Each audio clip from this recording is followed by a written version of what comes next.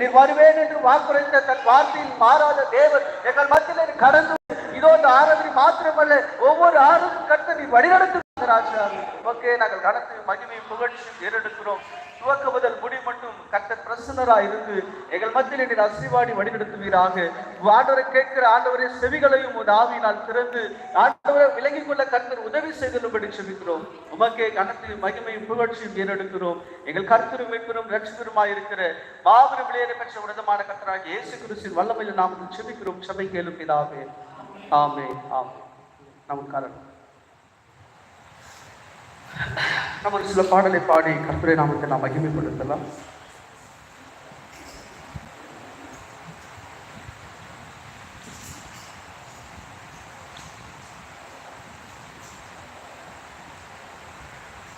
நம் பாடல் புத்தகத்தில் 181வது பாடலை நாம் பாடலாம்.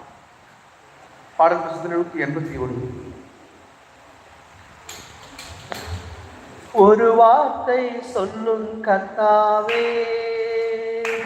எங்கள் வாழ்க்கையெல்லாம் செழிப்பாகுமே.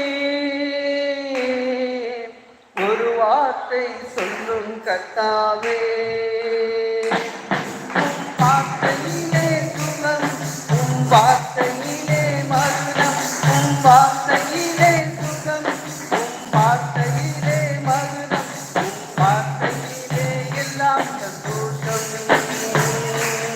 உம் வார்த்தையிலே எல்லாம் சந்தோஷம். ஒரு வார்த்தை சொல்லும் கர்த்தாவே, எங்கள் வாழ்க்கையெல்லாம் செழிப்பாகுமே. ஒரு வார்த்தை சொல்லும் கர்த்தாவே, மாறாவின் தண்ணீரெல்லாம் மதுரமாக மாறி போகும். மாறாவின் தண்ணீரெல்லாம் மதுரமாக மாறி போகும். தண்ணீர் மாறிடும், துக்கம் மாறிடும். ஒரு வார்த்தை சொன்னால் போதுமே. நீ ஒரு வார்த்தை சொன்னால் போதுமே. ஒரு வார்த்தை சொல்லும் கர்த்தாவே, எங்கள் வாழ்க்கையெல்லாம் செழிப்பாகுமே. ஒரு வார்த்தை சொல்லும் கர்த்தாவே, நான வார்த்தையெல்லாம் செழிப்பாக மாறி போகும். இருளான வாழ்க்கையெல்லாம் செழிப்பாக மாறி போகும். கண்ணீர் மாறிடும், துக்கம் மாறிடும். ஒரு வார்த்தை சொன்னால் போதுமே. நீ ஒரு வார்த்தை சொன்னால் போதுமே. ஒரு வார்த்தை சொல்லும் கர்த்தாவே, எங்கள் வாழ்க்கையெல்லாம் செழிப்பாகுமே. ஒரு வார்த்தை சொல்லும் கர்த்தாவே, எங்கள் வாழ்க்கையெல்லாம் செழிப்பாகுமே. எங்கள் வாழ்க்கையெல்லாம் செழிப்பாகுமே. ஒரு வார்த்தை சொல்லும் கர்த்தாவே, யாருங்கள் வறுமைகள் எல்லாம் உருவாக மாறி போகும். யாருங்கள் வறுமைகள் எல்லாம் உருவாக மாறி போகும். கண்ணீர் மாறிடும், துக்கம் மாறிடும். ஒரு வார்த்தை சொன்னால் போதுமே. நீ ஒரு வார்த்தை சொன்னால் போதுமே. ஒரு வார்த்தை சொல்லும் கர்த்தாவே, எங்கள் வாழ்க்கையெல்லாம் செழிப்பாகுமே. ஒரு வார்த்தை சொல்லும் கர்த்தாவே, உம் வார்த்தையிலே சுகம், உம் வார்த்தையிலே மதுரம், உம் வார்த்தையிலே சுகம், உம் வார்த்தையிலே மதுரம், உம் வார்த்தையிலே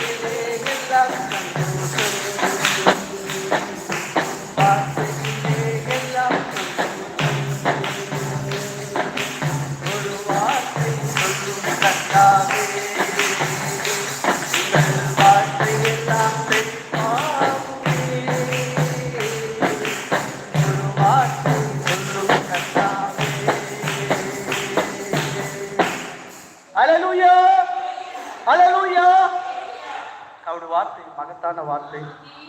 அவருடைய வார்த்தை எல்லாவற்றுக்கும் மேலான வார்த்தை. கர்த்தருக்கு ஸ்தோத்திரம். இன்னுமாய் கூட நம் ராஜாவை மகிமைப்படுத்தி நாம் பாடலாம். எனக்காய் ஜீவன் விட்டவரே, பாடல் புத்தகத்தில் 354வது பாடலை பாடலாம். எனக்காய் ஜீவன் விட்டவரே, என்னோடு இருக்க எழுந்தவரே. பாடல் புத்தகத்தில் 354. எனக்காய் ஜீவன் விட்டவரே, என்னோடு இருக்க எழுந்தவரே. எனக்காய்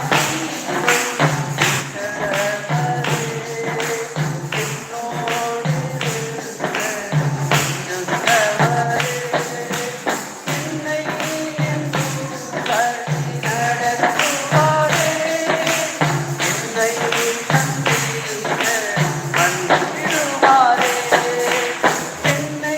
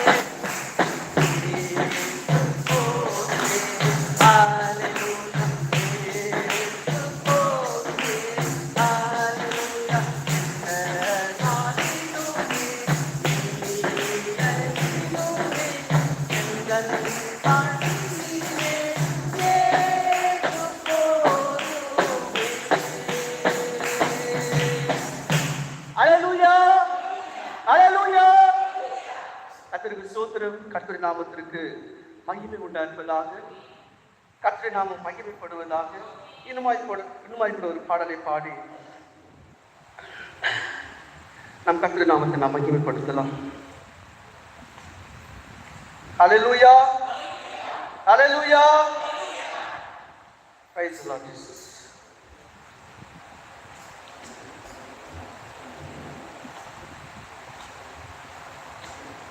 வாருமையா போதவரே, வந்தமிடம் தங்கிடும்.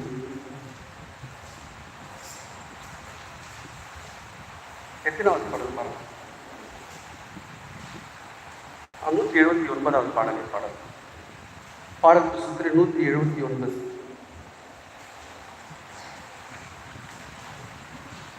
பாடல் புத்தகத்தில் 179வது பாடலை பாடி கர்த்தர் நாமத்தை நாம் மகிமைப்படுத்தலாம். வாருமையா போதகரே, வந்தென்னிடம் தங்கிடும். வாருமையா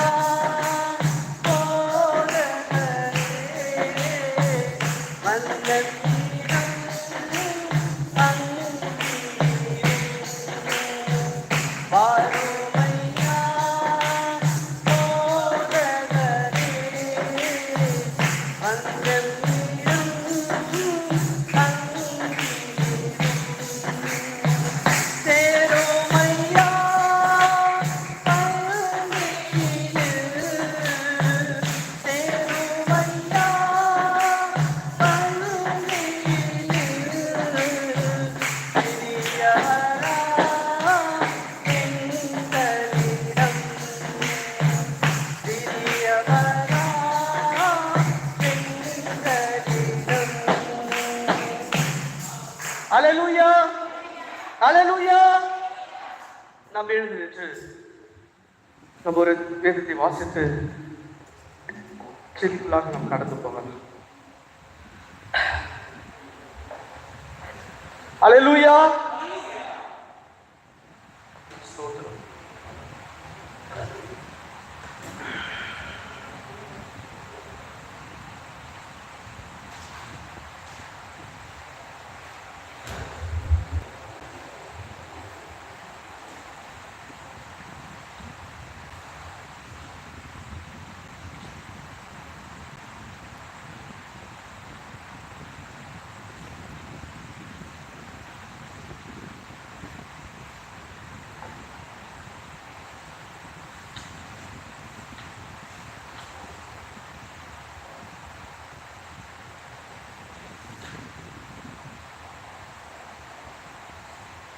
மத்தேயு 3ஆம் அதிகாரம் 10 15 வரை வாசிக்கிறேன்.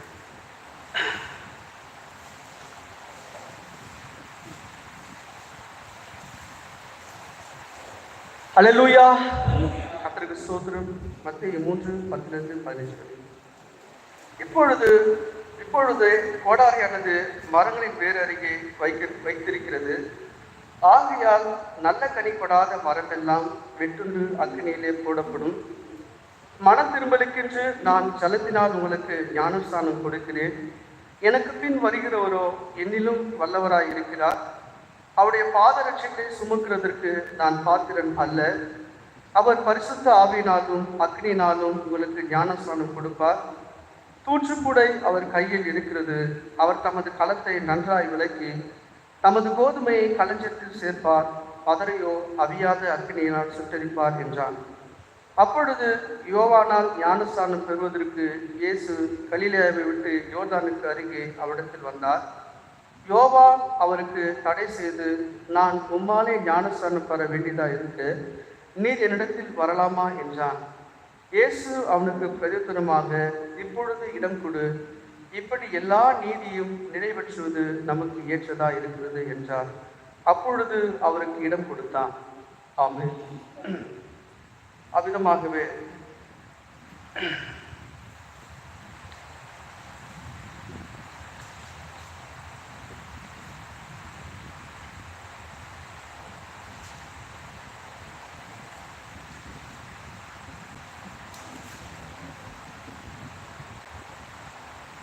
நம் லூக்காவின் புஸ்தகம் 17:26 வரை நான் வாசிக்கிறேன்.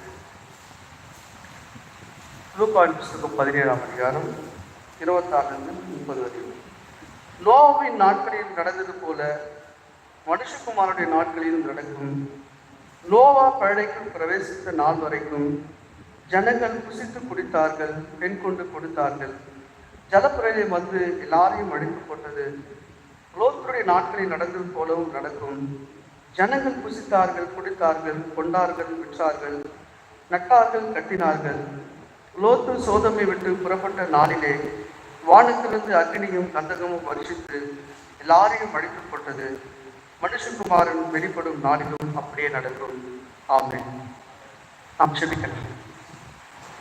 அன்புள்ள எங்கள் பரலோக பிதாவே, கிருபையும் இரக்கமும் சத்தியம் நிறைந்த எங்கள் மகா மேன்மையுள்ள எங்கள் அன்பின் தேவனாகிய கர்த்தாவே, இதோ நாங்கள் உண்மை நேசிக்கணும் ஆண்டவரே. நீர் தாமே தமது பிள்ளைகளுக்கு அன்றன்று வேண்டிய ஆகாரத்தை தர நீர் வல்ல தேவன் என்று நிச்சயமாக நாங்கள் அறிந்திருக்கிறோம். இப்பொழுதும் நாங்கள் கூடி வந்திருக்கிறதான் இந்த வேலை பொழுதிலே ஆண்டவரேதோ எங்கள் மேய்ப்பர் ஆண்டவரே எங்கள் மத்தியிலே இல்லாதபடினாலும் ஆகிலும் தேவரீர் அவரை நடத்தின ஆவியானவர் எங்கள் மத்தியிலே நீர் இருக்கிறீர் என்று விசுவாசித்தவர்களாய் முது சமூகத்தை நாடி நாங்கள் கடந்து வந்திருக்கிறோம். ராஜாவே, எங்கள் மத்தியிலே நீர் இருக்கிறீர் என்று விசுவாசித்து வந்த பிள்ளைகளை என் தேவன் நீர் வெறுமையாய் அனுப்பாத தேவன் என்று நாங்கள் வேதத்திலே பார்க்கிறோம். என்னிடத்திலே வருகிறவனை நான் உருப்படுதும் பொறுமை தள்ளுவதென்று சொல்லி, அது மாத்திரமல்ல வாஞ்சியுள்ளமே நீ நாவியை ஊற்றுவேன் என்று சொன்னீர் ஆண்டவரே.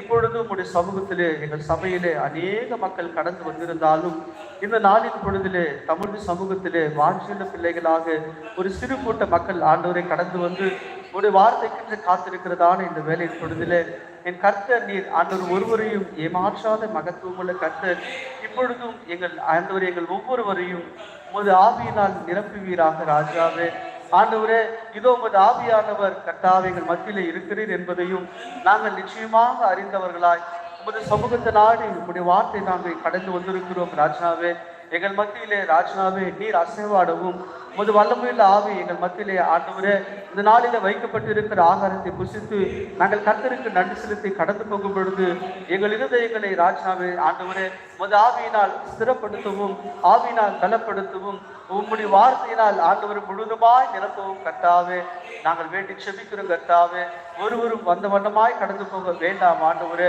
ஒவ்வொரு உள்ளங்களையும் அறிந்து ஆராய்ந்து நிதானித்திருக்கிறவர் அந்த உள்ளங்களோடு கூட கர்த்தர் நீர் பேசுவீராக.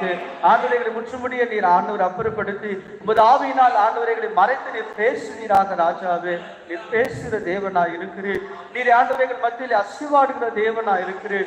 நீர் எங்களை ஆண்டவரை வெறுமையாய் அனுப்பாத தேவனாய் இருக்கிறீர். ராஜாவே, உடைய வார்த்தை சகலத்தையும் ஆண்டவர் செய்ய வல்லதாய் இருக்கிறது. இப்போயோடு கூட ஆண்டவர் தேவையோடு கூட கடந்து வந்த பிள்ளைகளுக்கு உடைய வார்த்தையின் மகத்துவங்கள் வெளிப்பட்டு அந்த வார்த்தையினால் உடைய சமூகத்தில் காத்திருந்து தன்னை ஆண்டவரே தன்னுடைய காரியங்கள் யாவற்றையும் பெற்றுக்கொள்ளும்படிக்கு கர்த்தர் நீர் உதவி செய்வீராக. ஆண்டவர் அந்த வார்த்தை காத்துக் கொள்ளத்தக்கதான விசுவாசத்தை தருவதாக.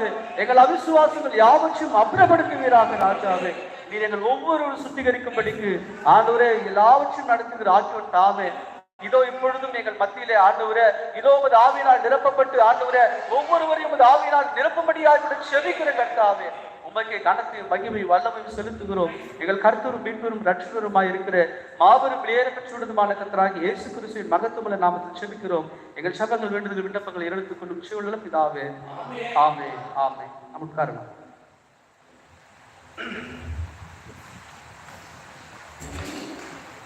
அல்லேலூயா. கர்த்தருக்கு ஸ்தோத்திரம். கர்த்தருடைய நாமத்திற்கு மகிமை உண்டாயிருப்பதாக. கர்த்தருடைய நாமம் மகிமைப்படுவதாக. அவ்விதமாகவே கூடி வந்திருக்கிறதான உங்கள் ஒவ்வொருவரையும் கர்த்தர் தாமே அவருடைய வார்த்தையினால் ஆசீர்வதித்து வழிநடத்துவாராக. இப்பொழுதும் நாம் வாசித்த வேத வாக்கியத்திலே அதுக்கு முன்பாக நம்முடைய மேய்ப்பரானவர் நம் மத்தியிலே இல்லாதபடியினாலே பேச அழைத்தபடியினாலே இந்த நாளின் பொழுதிலே அடியனை கர்த்தர் தாமே நிறுத்தி அவ்விதமாக பேசும்படிக்கு அவர் கேட்டுக்கொண்டபடியினாலே பேசும்படிக்கு இந்த நாளிலே அழைக்கப்பட்டிருக்கிறோம். ஆகையால் நம்முடைய மேய்ப்பர் பேசும்பொழுது மிகவும் ஆழமான காரியங்களை பேசுவார். அதை எல்லாருக்கும் தெரிந்திருக்கும். அவருடைய கீழாக நடத்தப்பட்ட நாம் ஒரு சில காரியங்கள் அவர் பேசின காரியங்களிலே நம்முடைய தேவன் நிச்சயமாகவே ஒருவரையும் வெறுமையாக அனுப்பாத தேவனாக இருக்கிறார். ஆகையால் அவர் ஆழமாய் பேசுவார். நான் மிக மேலோட்டமாக பேச முடியும். ஆகிலும் கர்த்தர் இந்த நாளின் பொழுதிலே இவ்விதமாய் வழி நடத்துகிறாரோ அவ்விதமாக கர்த்தர் வழி நடத்துவாராக. நிச்சயமாக தினந்தோறும் பிரியாணி சாப்பிட்டாங்கன்னா ஒரு நாள் ஆகாரமானது எளிமையாக சாப்பிடும்போது அது மிகவும் நன்றாய் காணப்படும். ஆகையால் இந்த வேலையின் பொழுதில் பிரியாணி இல்லைன்னு சொல்லி யாரும் கவலைப்பட வேணாம். எளிமையான ஆகாரத்தை புசித்து நாம் கடந்து போகலாம். அவ்விதமாக இப்பொழுது நாம் வாசித்த வேத வாக்கியத்திலே கர்த்தராகிய இயேசு கிறிஸ்துவானவர் சரியாக ஊழியத்திற்கு வருவதற்கு ஞானஸ்தானம் பெறுவதற்காக கடந்து வருகிறார். அதை நாம் வாசித்தோம். மத்தேயு 3ஆம் அதிகாரத்தில் அவர் வரும்பொழுது பாருங்க, தேவனானவருக்கு ஞானஸ்தானம் பெறுவது பார்த்தோன்னா அவரே தான் அவர் மனம் திரும்ப வேண்டியதில்லை. அவர் மகத்தான தேவன். அந்த மகத்தான தேவன் ஏன் யோவான் இடத்துல ஞானஸ்தானம் பெறும்படிக்கு கடந்து வந்தார்? ஏன்னா இப்போ ஞானஸ்தானம் என்பது என்னன்னா, யோவான் குறித்த ஞானஸ்தானத்தை குறித்து அப்போஸ்தலர் நடவடிக்கைகளை சொல்லும் பொழுது அவர் மனம் திரும்புதலுக்கு ஏற்ற ஞானஸ்தானத்தை கொடுத்தார். இப்போ இயேசுவானவர் இப்போ மனம் திரும்புதல்னா ஏதாவது பாவங்கள், ஏதாவது குற்றங்கள், ஏதாவது தவறுகள் செய்யும் பொழுது அதை நாம் அறிக்கை செய்து ஆண்டோடத்திலே மனம் திரும்பி ஞானஸ்தானம் பெறுகிற காரியமானது காணப்படும். ஆனால் இயேசுவானவர் அப்படி இல்லை. அவர் சொல்லும் பொழுது, என்னிடத்துல பாவம் உண்டு என்று யார் என்னை குற்றப்படுத்தக்கூடும் என்று கேட்ட அந்த மகத்தான நபர் ஏன் யோவான் இடத்துல ஞானஸ்தானம் பெறும்படி வர வேண்டும்? அப்போ அவர் சொல்றாரு, யோவான் இடத்துல ஞானஸ்தானம் பெறும்படி அவர் கடந்து வரும் பொழுது யோவானுக்கு தெரியும். இப்போ யோவான் யாருன்னா, அவர் தான் தீர்க்கதரிசி. எப்பொழுதும் பார்த்தீங்கன்னா வார்த்தையானது எங்கே கடந்து வரும்னா தீர்க்கதரிசி இடத்தில் மாத்திரமே கடந்து வரும். அப்போ அந்த தீர்க்கதரிசியானவர் என்ன சொல்றாருன்னா, நீங்க பார்க்கலாம். இப்போ யோவான் இடத்துலேருந்து அந்த தீர்க்கதரிசி இப்போ யோவான் குறித்து நீங்க பார்க்க போங்கம்மானா, அவர் பார்த்தோன்னா சிறு வயதிலே பார்த்தோன்னா காடுகளூடாக கடந்து சென்ற ஒரு தேவதாசனா இருக்கிறாரு. அவர் எந்த ஒரு பள்ளியிலும் எந்த ஒரு மடத்திலும் பார்த்தீங்கன்னா வேத வாக்கியங்களை கற்றதில்லை. அவர் நடத்தின ஆவியானவர் வனாந்திரத்திற்கு ஊடாக கடந்து சென்று அவர் பார்த்தோன்னா அவரோடு கூட எப்பொழுதும் ஆவியானவரோடு கூட பேசி அவர் வருகைக்கு அடையாளமாய் அனுப்பப்பட்ட ஒரு தேவதாசன் தான் யோவான் ஸ்நானகன். அந்த யோவான் ஸ்நானகன் குறித்து அவிதமாக தேவனும் சாட்சி கொடுக்கிறார். ஸ்திரீகளிலே பிறந்த யோவான் ஸ்நானகனை பார்க்கலும் மகத்தான ஒரு மனுஷன் இந்த பூமியில யாரும் இல்லை என்று தேவனாகிய கர்த்தர் சாட்சி கொடுக்கிறார். அவிதமாக இருக்கும் பட்சத்துல இப்ப பாருங்க, யோவான் இடத்துல தேவன் சொல்றாரு, ஒரு அடையாளத்தை கொடுக்கிறார். எப்பொழுது தேவனாகிய கர்த்தர் எந்த ஒரு காரியத்தை செய்யும் பொழுது ஒரு அடையாளம் இல்லாமல் எந்த ஒரு காரியத்தை அவர் செய்யவே மாட்டார். தேவன் பிறக்கும் பொழுது கூட பார்த்தீங்கன்னா ஒரு கன்னிகை கர்ப்பவதியாகி ஒரு அடையாளத்தை கொடுக்கிறார். அப்போ தேவனாகிய கர்த்தர் வரும் பொழுது ஒரு அடையாளத்தை காண்பிக்கிற மகத்தான தேவன் அந்த யோவான் இடத்துல அந்த காரியத்தை காண்பிக்கிறார். என்ன காண்பிக்கிறார்னா, பரிசுத்த ஆவியான புறாவை போல யார் மேல் இறங்குகிறதோ அவர் தான் பார்த்தோன்னா ஆவியினாலும் அக்னியினாலும் ஞானஸ்தானம் கொடுப்பார். அவர் தான் அந்த காரியங்கள் சொல்லிட்டு அநேக நாட்களாக யோவான் ஸ்நானகன் என்ன பண்றாருன்னா, அநேக மக்களுக்கு ஞானஸ்தானத்தை கொடுத்து அதை மேலே நோக்கி பார்ப்பாரு. பார்க்கும் பொழுது பார்த்தோன்னா விதமா ஒவ்வொருவருக்கும் ஞானஸ்தானம் கொடுத்து அவர் நோக்கி பார்ப்பாரு. ஆனா ஒரு நாள் அந்த ஞானஸ்தானத்தை பரிசுத்த ஆவியினாலும் அக்னியினாலும் ஞானஸ்தானம் கொடுக்கிறவரு அவர் மத்தியிலே கடந்து வரும் பொழுது இவருக்கு இந்த யோவானுக்கு என்ன செய்வதென்றே புரியல. ஏன்னா இதுக்கு முன்பாக கொடுத்த ஒவ்வொரு மனிதருக்கும் கொடுத்த ஒவ்வொரு நாளும் அவரை பார்த்தோன்னா ஒரு அடையாளத்தை மாத்திரம் கொடுத்தாரு. இந்த நாள்ல நான் வருவேன்னு சொல்லிட்டு சொல்ல தேவனாகிய கர்த்தர் எப்பவுமே அவ்விதமாக தான் வைத்திருக்கிறார். அவரும் சொல்ற பாருன்னா, நான் இந்த நாட்கள்ல வருவேன்னு சொல்லிட்டு இந்த நாட்கள்ல வருவேன், இந்த டேட்ல வருவேன்னு சொல்லிட்டு எப்பொழுதும் சொல்லவே இல்லை. நான் வருவேன், அவ்வளவுதான். நீங்க ஆயத்தமா இருக்கணும். அந்த ஒரே ஒரு காரியம் தான். இது தேவனுடைய சுபாவமா இருக்குது. அப்ப யோவான் இடத்துல இந்த நாள் இந்த கிழமையில நான் வருவேன்னு சொல்லிட்டு சொல்லவே இல்லை. அடையாளத்தை மாத்திரம் சொன்னாரு. நமக்கு இந்த கடைசி நாட்கள்ல தேவனாகிய கர்த்தர் அடையாளத்தை கொடுத்து கடந்து சென்றிருக்கிறார். அவர் வருவதற்கு ஏற்ற காலங்கள் அடையாளங்கள் இந்த பூமியில நடக்கிறாதுன்னு சொல்லிட்டு நாம தான் நிதானித்து பார்க்க வேண்டும். ஏன்னா அந்த அடையாளத்தை எப்பொழுதும் பார்த்தீங்கன்னா தேவனாகிய கர்த்தர் தன் அடையாளங்கள் இல்லாம எந்த ஒரு காரியத்தை செய்யவே மாட்டார். அப்போ அந்த யோவான் இடத்துல சொன்ன காரியம் பரிசுத்த ஆவியினால் ஞானஸ்தானம் கொடுப்பார். யாருன்னா, ஏன்னா ஒரு மேசியா வரணும். அந்த மேசியாக்காக அநேக மக்கள் காத்திருந்தார்கள்.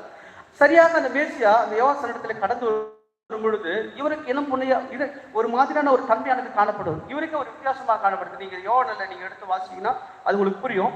பாருங்க, அவர் வரும் பொழுது அவருக்குள்ளாக இருந்த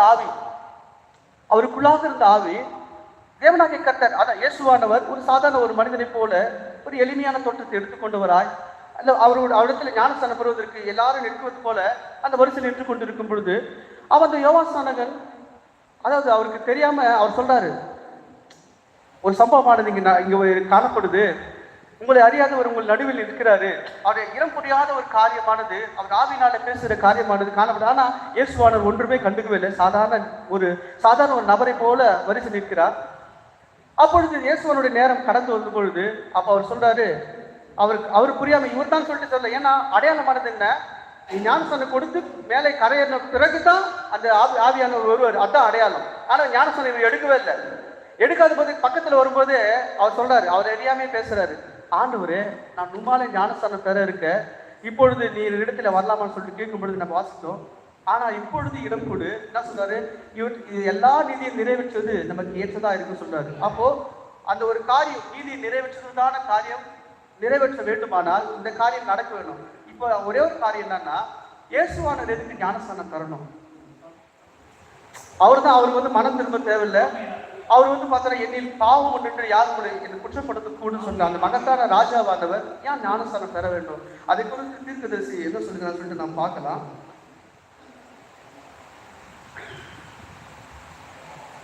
நாம் யாத்திராகமம் 29ஆம் அதிகாரம் 4-7 வரை வாசிக்கலாம்.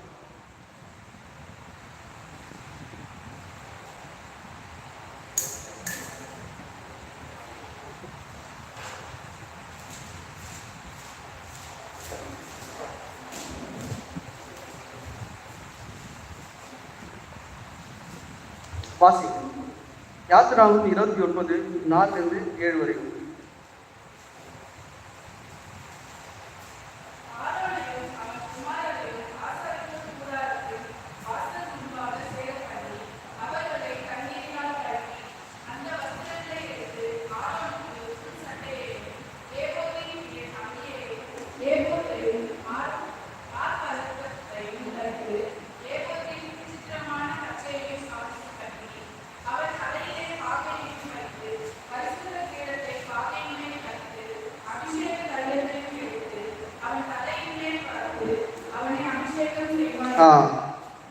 இப்போ இந்த காரியமானது காணப்பட்டது. இப்போ பாருங்க, அவர் பிரதான நம் இயேசுவானவர் வந்து பார்த்தோன்னா பழைய ஏற்பாட்டின் நாட்களில் ஒரு ஆசாரியன் எவ்விதமாய் காணப்படணும்னா, தேவனை தரிசிப்பதற்கு முன்பாக அவர் முதலாவது தண்ணீரினாலே கழுவப்பட்டு பின்பு தைலத்தினால் அபிஷேகம் பண்ணப்படணும். இது வந்து பார்த்தோன்னா ஆசாரிய முறைமையான ஒரு காரியம். இப்போ நம்ம கர்த்தராகிய இயேசு கிறிஸ்து ஏன் ஞானஸ்தானம் பெற்றார்னா, அவருக்கு ஒரு பிரதான ஆசாரியர் அவர் முதலாவது கழுவப்பட்டு பின்பு ஆவியினால் அபிஷேகம் பண்ணப்பட்டு தன் ஊழியத்தை நடத்தணும். அப்போ பிரதான ஆசாரியன் வந்து பார்த்தோன்னா கழுவப்படுவதற்கு அடையாளமாக யோவான் ஞானஸ்தானம் பெற்றார் அப்படின்னு சொல்லிட்டு நம்ம தீர்க்கதரிசி அவ்விதமாக எல்லா நீதியும் நிறைவேற்றது நமக்கு ஏற்றதா இருக்கிற ஒரு செய்தியில் அவர் சொல்றார். பாருங்க, அவர் சொல்லும் பொழுது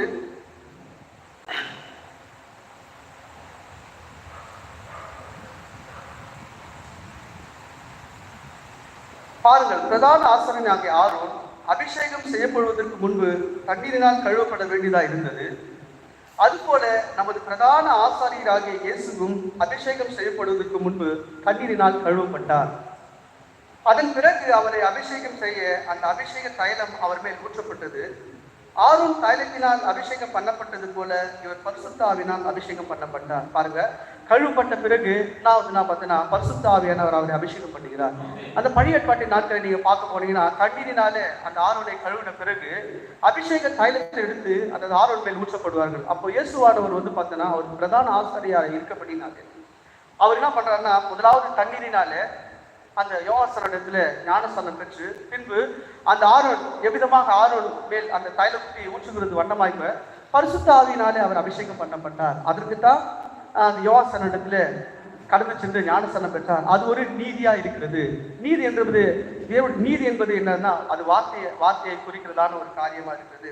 அப்போ பாருங்க, இயேசு பரிசுத்தாவினால் அபிஷேகம் பண்ணப்பட்டு நன்மை செய்கிறார் சுற்றி இருந்தார் என்று யோவாசனத்துல தேவனாகி கர்த்தர் ஞானஸ்தானம் பெற்றார் சொல்லிட்டு நான் பார்க்கிறோம். ஒரு நாளிலே கூட அதிகமாக கேட்டிருக்கோம், ஏன் இயேசு ஞானஸ்தானம் பெற்றார்னா கழுவப்படுவதற்கு, அதாவது ஒரு ஆடானது பலி செலுத்தப்படுவதற்கு கழுவப்படுவதற்கு அது ஒப்புமையாக காணப்படும். வாசிக்கும் பொழுது எனக்கு வித்தியாசமான ஒரு காரியமாக காணப்படுது. அப்போ இயேசுவானவர் பிரதான ஆசிரியராக இருக்கிறபடியினாலே அவரை வந்து முதலாவது கழுவப்பட்டு பின்பு அந்த பரிசுத்த ஆவியினால் அபிஷேகம் பண்ணப்படலாம். இப்ப பாருங்க,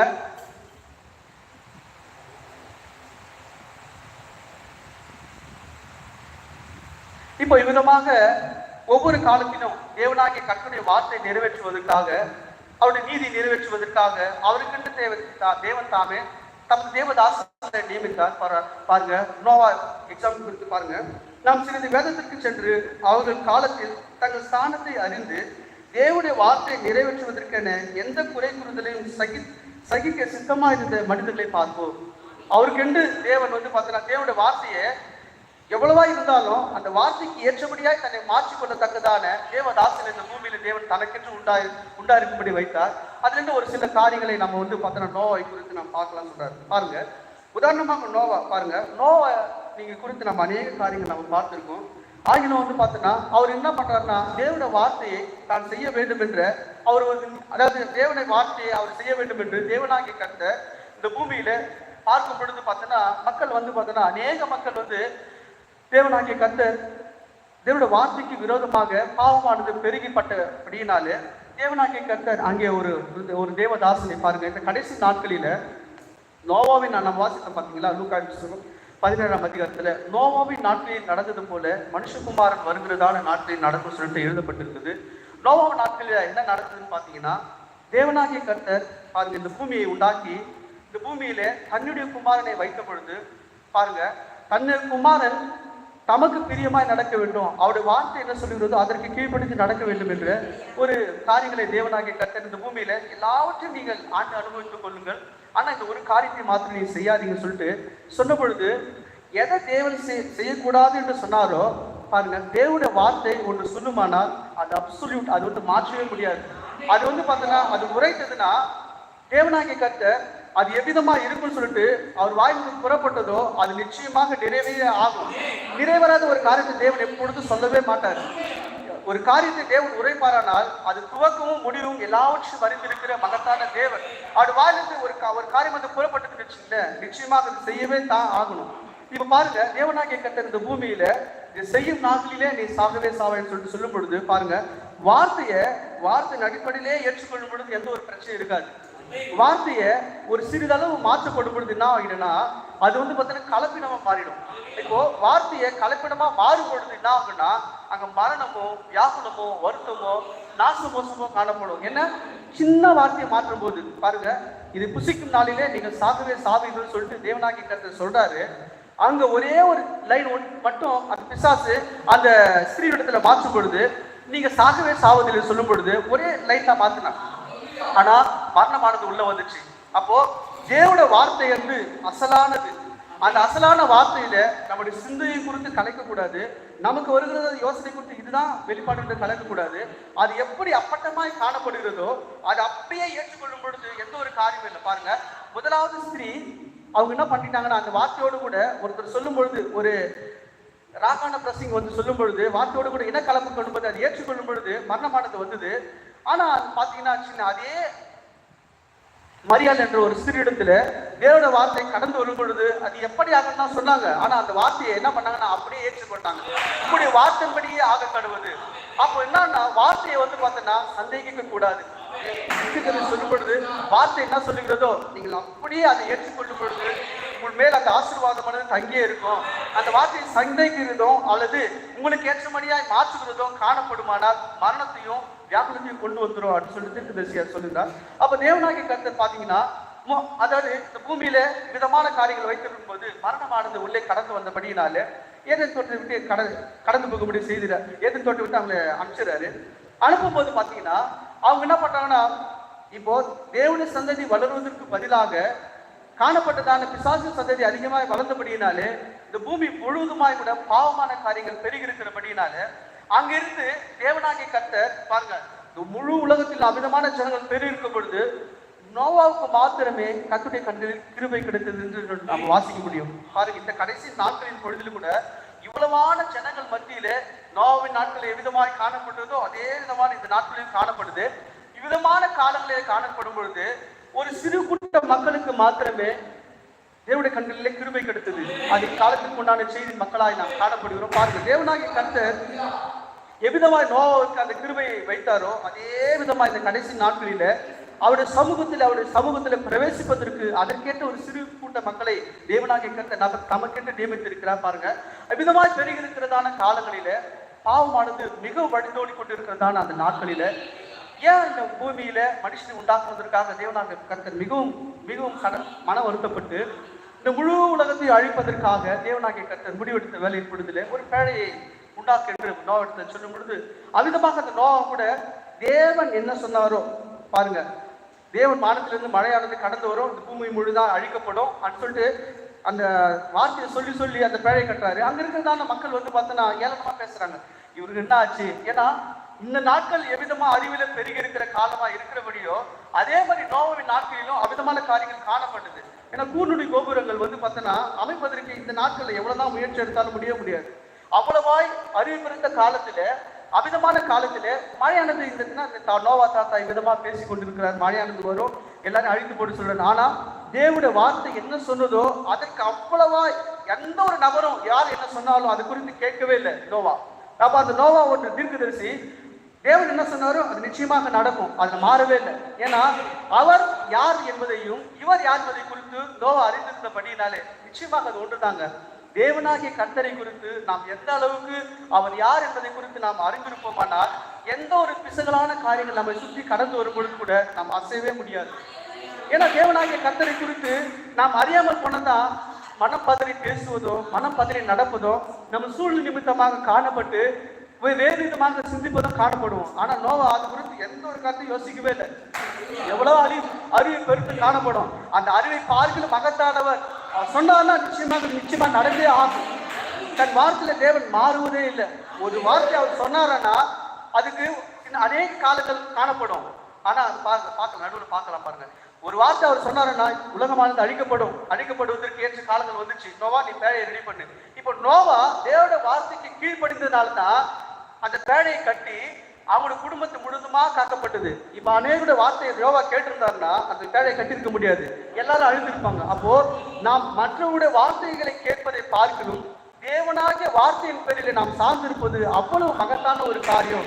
அப்ப நீங்க நாம் செய்ய வேண்டிய ஒரே ஒரு காரியம் என்னன்னா, தேவனாகிய வார்த்தை உரைத்தாரா நிச்சயமாக அது நடந்தேறும். அது நடந்தேறும் பொழுது நிச்சயமாக அந்த வார்த்தையின் பேரிலே நாம் ஒவ்வொருவரும் சார்ந்திருக்க வேண்டும் என்று நம்முடைய தீர்க்கதரிசியானவர் அமிதமாக கூறுகிறார். வேற எந்த ஒரு வார்த்தையின் பேரிலே சார்ந்திராமல் வார்த்தையானது நமக்கு சொல்லப்பட்டு ஆயிடுச்சு, நிச்சயமாக அது நடந்தேறும். அந்த வார்த்தையின் பேரில் நான் இலைப்பாரி கொண்டிருக்கிறேன், நிச்சயமாக ஒரு நாள் நடந்தேறும் சொல்லிட்டு நம்ம வார்த்தையின் பேரிலே காத்திருக்கணும். அமிதமாக தேவனாகிய கர்த்தர் அழைத்தார். அப்போ தேவனாகிய கர்த்தர் நோவாயை அழைத்த பொழுது அவன் தன்னுடைய வார்த்தைக்கு கீழ்ப்படிந்து தேவனுடைய வார்த்தை மாத்திரமே சொல்லி அதன்படியாக தன் குடும்பத்தை காக்கும்படிக்காக தேவனாகிய கர்த்தர் வைத்தார்.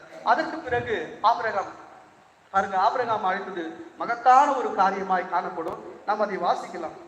நாம் ஆதியாகமம் 18ஆம் அதிகாரத்தை நாம் வாசிக்கலாம்.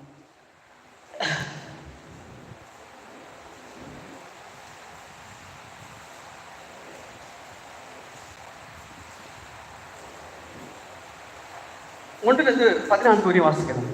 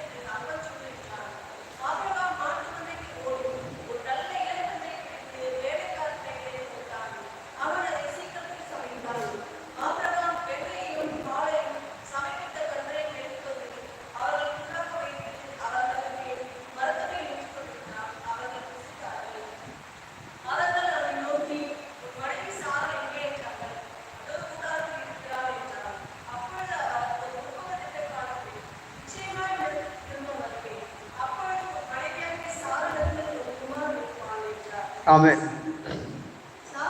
ஆமென். இப்ப பாத்தீங்கன்னா இந்த வேலைக்கு பொழுதுல பாருங்க, அந்த நோவா எவ்விதமாக ஒவ்வொரு தேவதாசனும் எடுத்தீங்கன்னா மற்ற வார்த்தைகளுக்கு அவர் கீழ்ப்படியவே இல்லை. மற்ற மனிதர்கள் என்ன சொல்றாலும் அதுக்கு கீழ்ப்படியவே இல்லை. தேவன் என்ன உரைத்தாரோ அது இயற்கைக்கு மாறாக இருந்தாலும் எந்த ஒரு காரியம் இருந்தாலும் அவர்கள் ஒவ்வொருவரும் பார்த்தீங்கன்னா தேவனுடைய வார்த்தையின் பேரிலே சார்ந்து வந்தாங்க. எந்த ஒரு காரியத்தின் பேரிலும் அல்ல.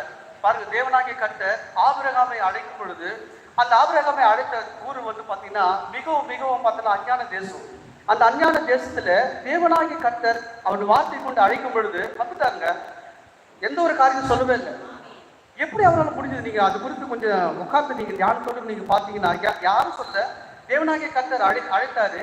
அது சொல்ற தீர்க்கதரிசி சொல்லும் பொழுது ஒரு ஒளியினூடாகவோ எவ்விதமாக 7 சபை காலத்தில் வந்து பார்த்தீங்கன்னா நீங்க பார்த்தீங்கன்னா ஒளியினூடாகவோ ஒரு அதாவது சத்தத்தூடாக பேசினாரோ அது விதமாகவே அந்த ஆபிரகாமை கூட அழைக்கும் பொழுது அந்த ஆபிரகாம் வெளியே கடந்து வந்துட்டாரு.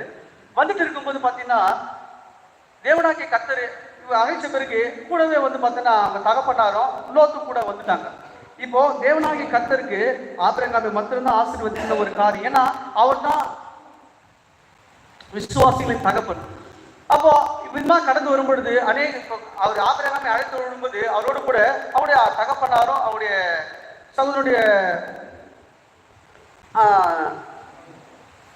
சகோதரருடைய வந்து பாத்தீங்கன்னா பிள்ளையும் கடந்து வந்துட்டாங்க லோத்து.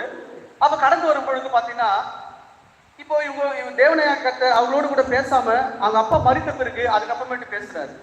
அப்போ அநேக காலங்களாக லோத்துக்கும் ஆபிரகாமுடைய மதத்துக்கு சண்டை வரும்போது லோத்து தனியா பிரிச்சும் பொழுது இப்போ ஆபிரகாமோடு கூட பேசுற ஒரு காரியங்கள் நாம பார்க்கலாம். பாருங்க, எப்பொழுதும் தேவனாகிய கர்த்தர் விசுவாசியும் அவிசுவாசியும் தனியாக பிரிக்கிற மகத்தான தேவனா இருக்கிறார். ஏன்னா தேவனுடைய சுபாவங்கள் வந்து பார்த்தா நீங்க வேதத்தை நாம் வாசிக்கும் பொழுது அவருடைய தன்மைகள் என்ன, அவர் ஏன் விதமா காணப்படுறாரு, விதமா செய்யறாரு சொல்லிட்டு எப்பொழுதும் தேவனாகிய கர்த்தர் விசுவாசியோடு கூட அவிசுவாசி இணைந்திருக்க விரும்ப மாட்டார். விசுவாசிக்கும் அவிசுவாசிக்கும் பங்கே இல்லை, தனித்தனியா பிரிக்கிற தேவன். அப்போ தனியாக பிரித்து அவரு வாக்குத்தத்தம் பண்றாரு. ஏன்னா ஆபிரகாமுடைய காரியங்கள் வந்து பார்த்தீங்கன்னா அவருக்கு 75 வயது, சாலலுக்கு 65 அவிதமாக காணப்படுகிற வேதத்தில் அவர் சொல்றாரு, பாரு நீ வானத்தின் நட்சத்திரங்களை நம்ம வாசித்திருக்கோம், உனக்கு ஒரு குமாரன் பெறுவான் அப்படின்னு சொல்லிட்டு 25 வருடமா காத்துட்டு இருக்காரு அந்த ஆபிரகாம். ஏன் அப்படின்னா பாத்தீங்கன்னா தேவனாகிய கர்த்தர் வார்த்தை சொல்லும் பொழுது அந்த வார்த்தையின் பேரில பிசகவே இல்லை, தன் சரீரம் எவ்விதமா இருக்குன்னு சொல்லிட்டு பார்க்கவே இல்லை. அப்போ தேவனாகிய கர்த்தர் தன் வார்த்தையை பாருங்க, எப்பொழுதும் தேவன் ஒரு வார்த்தையை உரைப்பாரானால் அந்த வார்த்தை சத்தியம் உள்ளது. அந்த வார்த்தை எப்பொழுதும் மாறவே மாறாது.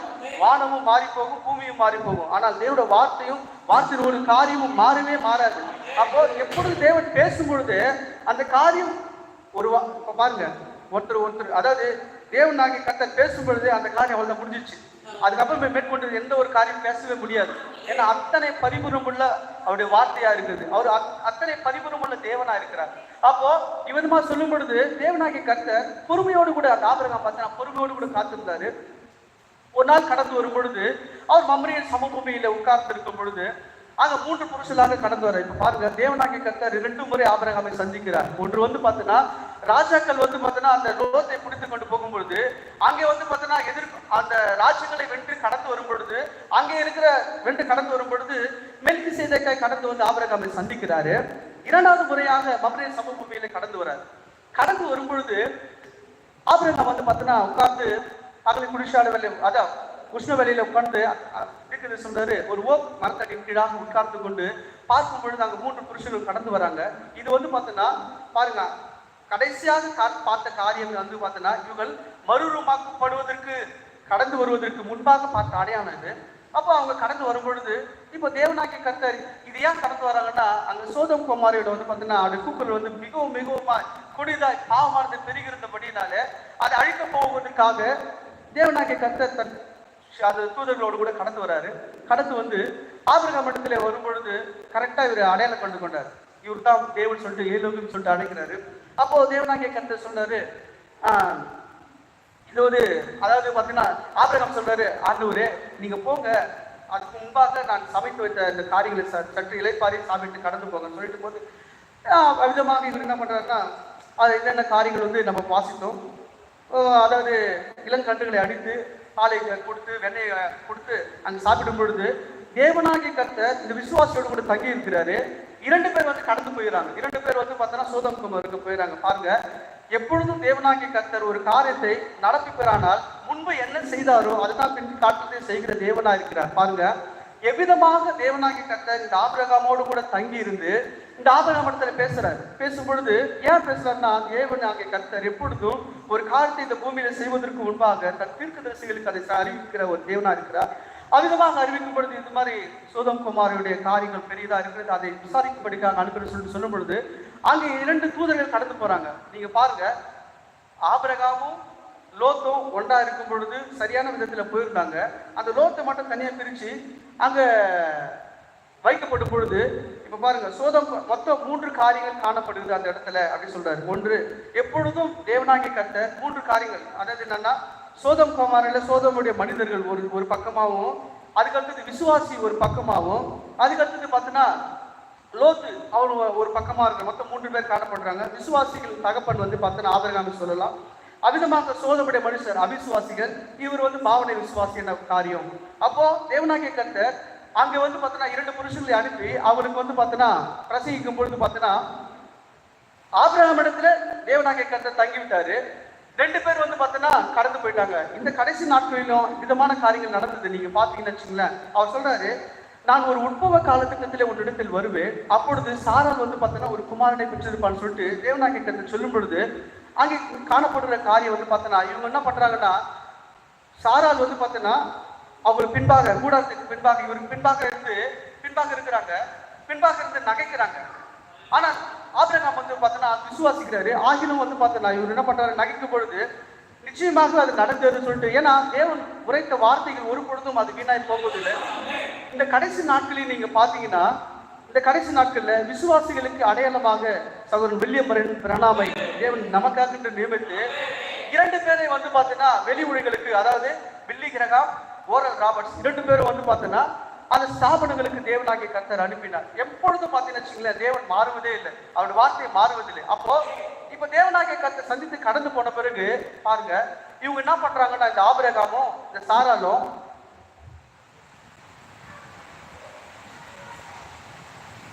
கேராருக்கு போறாங்க. கேராருக்கு தீர்க்கதரிசி சொல்லும் பொழுது ஆதியாகமம் 20ஆம் அதிகாரம் 1ஆம் வசனம்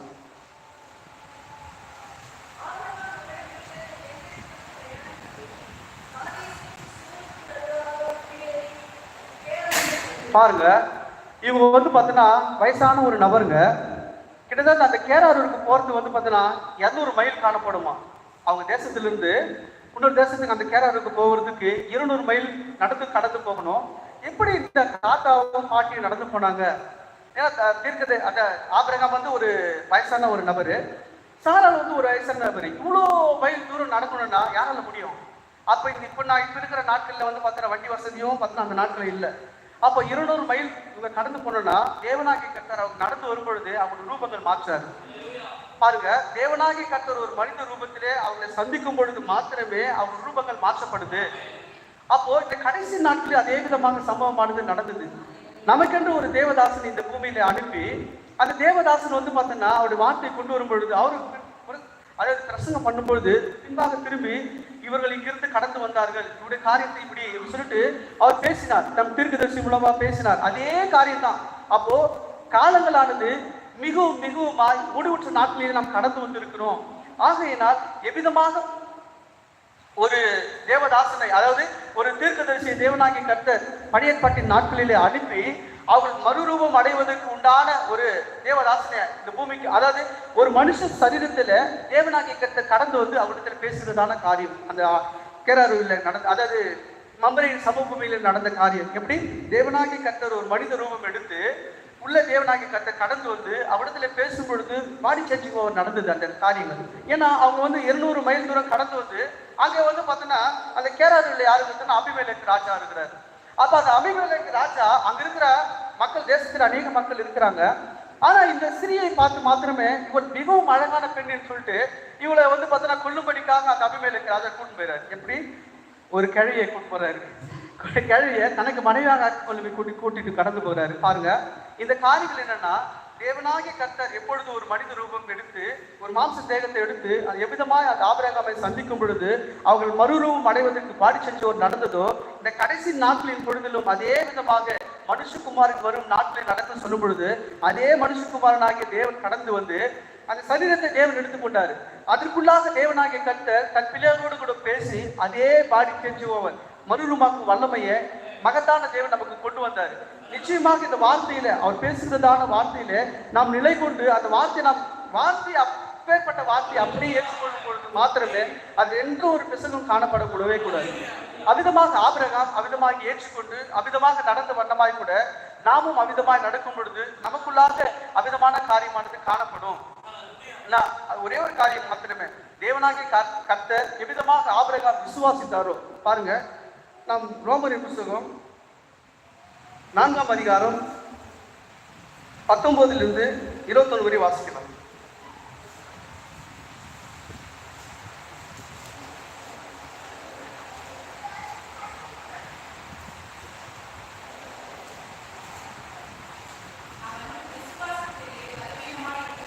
ஆமென்.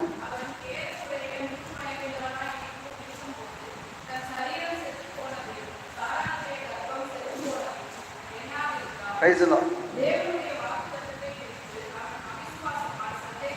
ஆமென். Praise the Lord. Praise the Lord. Amen. இந்த ஒரு காரியம் தான், இந்த ஒரே ஒரு காரியம் தான் பாருங்க. அவரை குறித்து தனக்கு சரீரமானது செத்து போயிருக்கிறது, தன்னுடைய காரியங்கள் விதமாக காணப்படுது சொல்லிட்டு அது குறித்து எதுவுமே காணப்படவே இல்லை. அவர் செய்த ஒரே ஒரு காரியம், தேவனுடைய வார்த்தையின் பேரிலே அந்த அளவுக்கு விசுவாசத்தை வைத்து, அந்த அளவுக்கு அந்த வார்த்தையின் பேரிலே தாகம் உள்ளவராய் அந்த வார்த்தை என்ன சொல்லுகிறதோ பாருங்க. தேவனுடைய வாக்குத்தத்தத்தை குறித்து அவன் அவிசுவாசமாய் சந்தேகப்படாமல் தேவன் வாக்குத்தத்தம் பண்ணினதை நிறைவேற்ற வல்லவர் என்று முழு நிச்சயமாய் நம்பி பாருங்க, வார்த்தையின் மேல அந்த அளவுக்கு முழு நிச்சயத்தை ஆபிரகாம் வைத்தபடியினால தேவனாகிய கர்த்தர் அசைக்கவே முடியல. அதாவது ஆபிரகாமை எந்த ஒரு மனிதனாலும் அசைக்கவே முடியல. ஏன்னா அங்க இருக்கிறதான மனிதர்கள் 90 வயசு ஆகுது, இவருக்கா குழந்தை பிறக்கும். அங்க இருக்க மனிதர்கள் அநேக விதமான காரியங்கள் சொல்லியிருக்க கூடும். அவருடைய விசுவாசத்தை குறைப்பதற்கு உண்டான காரியங்கள் நிச்சயமாக நடந்திருக்கும். ஆனா அதை குறித்து எந்த ஒரு காரியத்தையும் அந்த ஆபிரகாம் அது குறித்து பார்க்கவே இல்லை. ஏன்னா இவருக்கு 90 வயது ஆகுது, சாராளுக்கு 80 வயசு ஆகுது. இந்த காலத்திலேயே குழந்தை பிறக்கும். ஆனா அவங்க பார்த்தோன்னா தேவனாகிய கர்த்தர் நம்ம செய்ய வேண்டிய ஒரே ஒரு காரியம் என்னன்னா, தேவனாகிய கர்த்தர் வார்த்தை உரைத்தாரா, அந்த வார்த்தை நிச்சயமாக மாறவே மாறாது. அப்போ அவருடைய வார்த்தையின் பேரிலே நாம் ஒவ்வொருவரும் நாம் இலைப்பாற வேண்டும். நமக்கு என்ன தேவை காணப்படுகிறதா, அவருடைய வார்த்தையின் பேரில் நாம் இலைப்பாறும் பொழுது நிச்சயமாக நம் வாழ்க்கையை எல்லாவற்றையும் மாற்றக்கூடிய மகத்தான தேவன் வார்த்தையாக நம் பட்சத்தில் இருக்கிறார். நாம் செய்கிற வேண்டிய காரியம் ஒரே ஒன்று தான். இவ்விதமான வார்த்தையின் பேரிலே எவ்விதமாக நம்முடைய பிற்பிதாவாகிய ஆபிரகாம் அந்த வார்த்தையின் பேரிலே முழு நிச்சயத்தோடு கூட வாக்குத்தத்தம் பண்ணினார நிச்சயமாக நிறைவேற்ற அவர் வல்ல தேவன் என்று முழு நிச்சயத்தோடு கூட நம்பினாரு, முழு நிச்சயத்தோடு விசுவாசித்தாரு. எதன் மேல தன் விசுவாசத்தை வைத்தார்னா, மற்றவர்கள் சொல்வதன் பேரிலோ மற்றவர்கள் செய்வதன் பேரிலோ தன் விசுவாசத்தை வைக்கவில்லை, தேவனுடைய வார்த்தையின் பேரிலே வைத்தார். மகத்தான ஆபிரகாம் அவருடைய வார்த்தை சொல்லுதான், நிச்சயமாக அது நிறைவேறே ஆகும். அது நிறைவேறாம இருப்பதில்லை. வார்த்தையின் பேரிலே தன் விசுவாசத்தை வைத்தார்.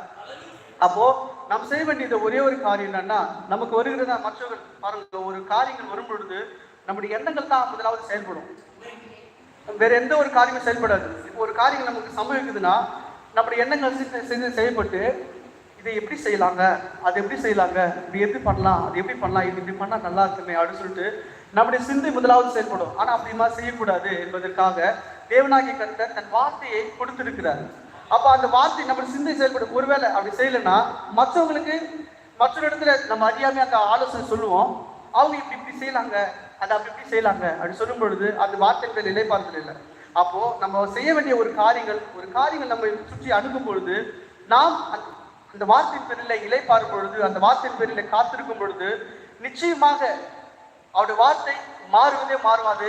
அந்த வார்த்தை பார்த்தோன்னா நிச்சயமாக அது என்ன சொன்னதோ அது நிச்சயமாக நடந்தேறுவதான ஒரு காரியம் இருக்கும் என்று அந்த வார்த்தையிலே விசுவாசம் மூலமாக நாம் காணப்பட வேண்டும் என்ற ஒரு காரியத்தை தேவனாகிய கர்த்தர் அவ்விதமாக உரைக்கிறார்.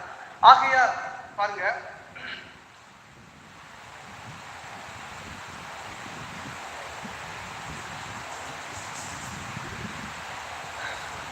இவ்விதமாக காணப்படுகிற வேலையில இவர்கள் பார்த்தோன்னா பாடி செஞ்சு நடந்த பிறகு அங்க அபிமேலக்கு இடத்துல அந்த கேராரிலே கடந்து போகிற பிறகு அங்க அபிமேலக்கு ராஜா என்ற ஒரு ராஜா இவங்க அழகுள்ள ஒரு ஸ்திரியாய் காணப்படுகிறபடினால அங்க ஆபிரகாமை வினவின் பொழுது அவங்க என்ன சொல்றாங்கன்னா, ஆபிரகாம் சொல்றாரு, இவரு முன்பாக சொல்லி வச்சிட்டார் சால இடத்துல, நீ பார்த்தோன்னா அங்க இருக்கிறதான ஊரார் மனிதர்கள் பார்த்தோன்னா மிகவும் மிகவும் நீ அழகா இருக்கிறபடினால, எவ்வளவு பியூட்டியா இருக்கிற சொல்லிட்டு நீ அழகா இருக்கிறபடினாலே என்னை கொன்று உன்னை மனைவியாக கொண்டு போயிடுவாங்க. ஆக நீ பார்த்தோன்னா அந்த தேசத்திற்கு கடந்து போகும் பொழுது என்னை பார்த்தோன்னா உன் சகோதரன் சொல்லு அப்படின்னு சொல்லிட்டு 2 பேரும் கடந்து போறாங்க.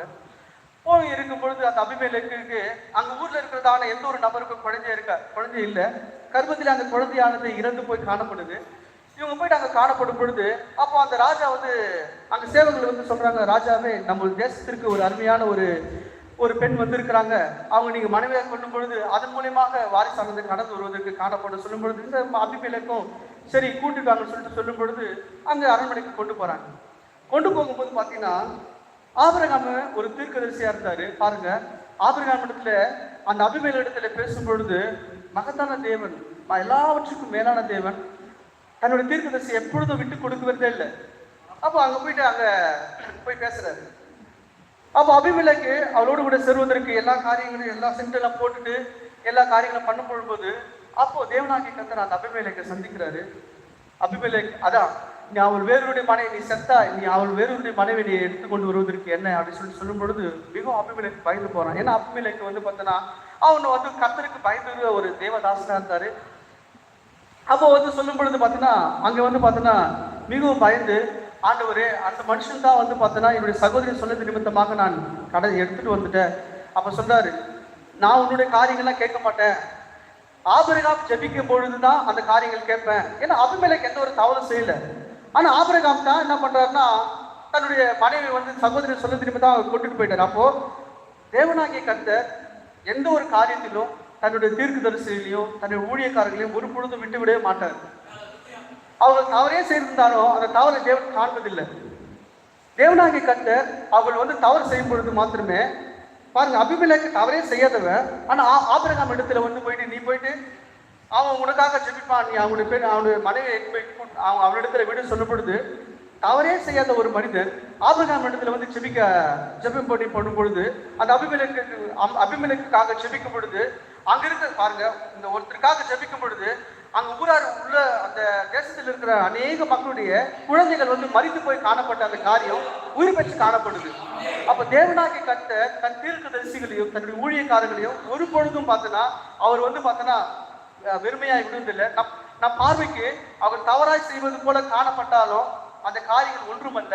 அது தேவனாகிய கர்த்தர் பாருங்க, தேவனாகிய கர்த்தர் ஒவ்வொரு தீர்க்கதரிசிகளையும் ஊழியக்காரிகளும் அவர் என்ன விரும்புகிறாரோ, அவர் என்ன செய்ய விரும்புகிறாரோ அதன் அடிப்படையில் அவரை வழிநடத்தும் பொழுது நாம் தூரத்திலே பார்க்கும்போது அது பார்த்தோன்னா நம்ம எந்த சொல்வதற்கு எந்த ஒரு காரியமும் அல்ல.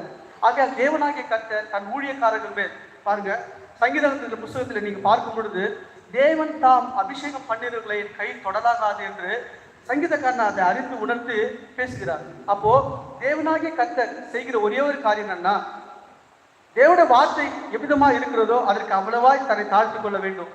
தேவனுடைய வார்த்தை சொல்லுது, அதுதான் அப்சல்யூட்டான ஒரு காரியம், நாம் செய்ய வேண்டிய ஒரு காரியம். அந்த வார்த்தையோடு கூட நம்முடைய எண்ணத்தையும் நம்முடைய சிந்தையும் ஒரு பொழுது சேர்க்கவே கூடாது. தேவனுடைய வார்த்தை அது அவ்வளவான சத்தியமுள்ள வார்த்தை, அப்படியே ஏற்றுக்கொள்ளும் பொழுது எல்லா காரியங்களும் மாற்றப்படும்.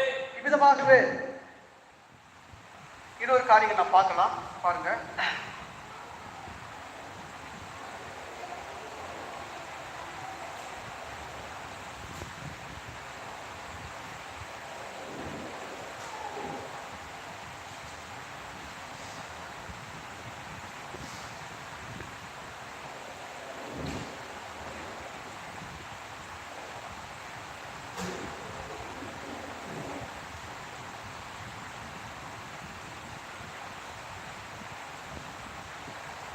கடைசி கால வித்தின் அடையாளத்தில் ஒரு செய்தி சொல்லும் பொழுது, இப்பொழுது விதைக்கப்பட்ட எந்த ஒரு வார்த்தையும் அது தன் பயிரை முளைப்பிக்க வேண்டி முன்னதாக அதற்கு நீர் பாய்ச்ச வேண்டும் என்பதை நாம் அறிவோம். ஆனால் தண்ணீரானது நிலத்தில் விழுந்தால் அது எத்தகைய விதை நிலத்தில் விதைக்கப்பட்டிருந்தாலும் அதிலதின் வித்து அதிலதின் கனியை பிறப்பிக்கும். ஏனெனில் தேவன் ஆதியாகவும் 1:11 நாம் வாசிக்கலாம்.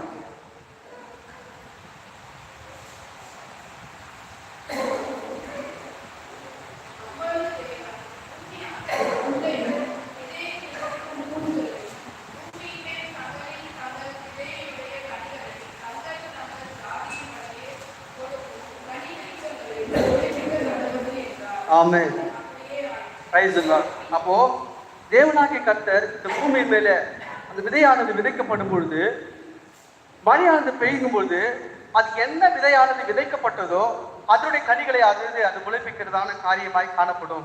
பாருங்க, விதையானது இப்போ தேவனாகிய கர்த்தர் இப்போ மழையானது இந்த பூமியில பெய்யும் பொழுது கிளைகளுக்கும் தண்ணீரானது பாய்ச்சப்படும், வித்துகளுக்கும் பாய்ச்சப்படும். ஆனால் அதில் உள்ள இருக்கிறதான கண்ணீருடைய தன்மைகள் இருக்கு பார்த்தீங்களா, அதுதான் முக்கியமான ஒரு காரியம். அப்போ அதாவது ஒவ்வொன்றுக்கும் எபிரேயர் 6ஆம் அதிகாரத்தின்படி தண்ணீரானது பூமி மேல் விழும் பொழுது மழையானது பூமி மேல் அடிக்கடி பெய்து முளைப்பிக்க செய்து தன் கனியை கொண்டு வரும்படி செய்கிறது. ஆனால் முட்செடிகளையும் முட்பூண்டுகளையும் அதே தண்ணீரானது பூமியிலிருந்து முளைப்பிக்க செய்கிறது. ஆனால் அவருடைய கனிகளின் மூலமாக உங்களை நீங்கள் அறிந்து கொள்ளலாம். ஆகவே கிறிஸ்துவர்கள் பரிசுத்த ஆவியின் கனிகளின் வாயிலாக அறிந்து கொள்ளப்படுகிறார்கள். ஒரு கிறிஸ்துவனின் ஜீவத்தை அதுதான் ஆண்டு கொள்கிறது. அவன் எப்படிப்பட்டவன் என்பதை எடுத்து காட்டுகிறது. ஆவியின் கனியோ அன்பு, சந்தோஷம், சமாதானம், விசுவாசம், நீடிய பொறுமை, தயவு, சாந்தம், பரிசுத்தாவிக்குள் பொறுமை இவைகளை உடையதாக இருக்கிறது. கிறிஸ்துவலாக மூலமாக கனிகள் வெளிப்படுகின்றன. கலாத்தியர் 5:22.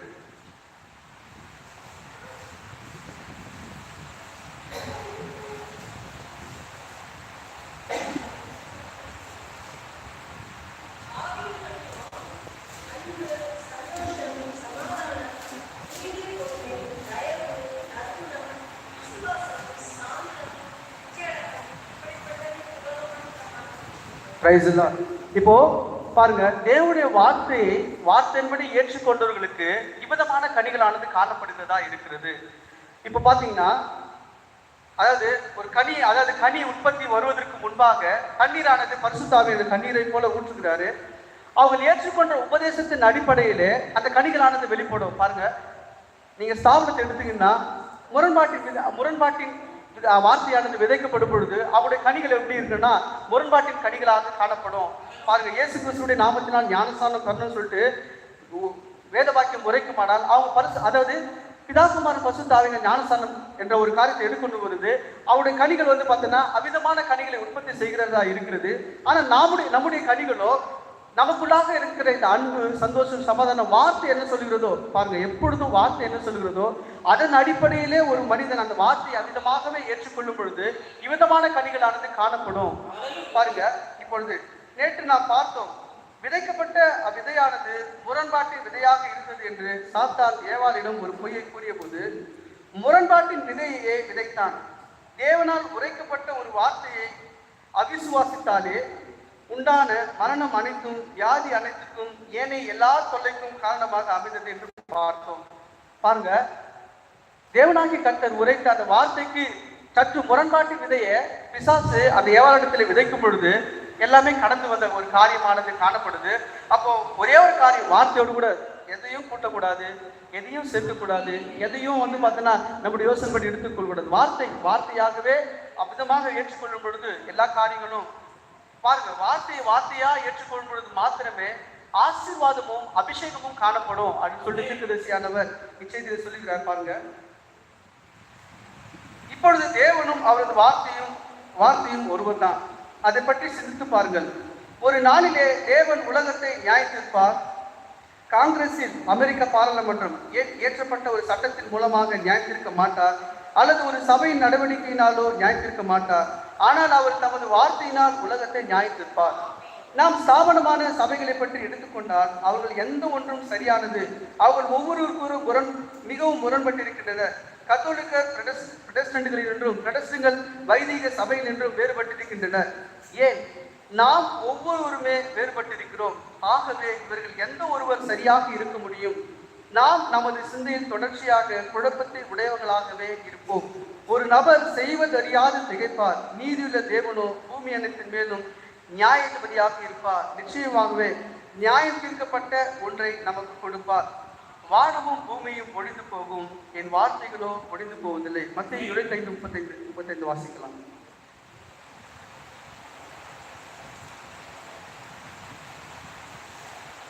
மத்தேயு 25:35.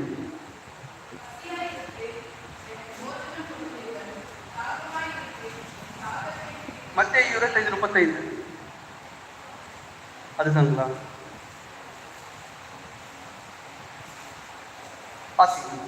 இருங்க. வானமும் பூமியும் ஒழிந்து போகும், என் வார்த்தைகளும் ஒழிந்து போவதில்லை.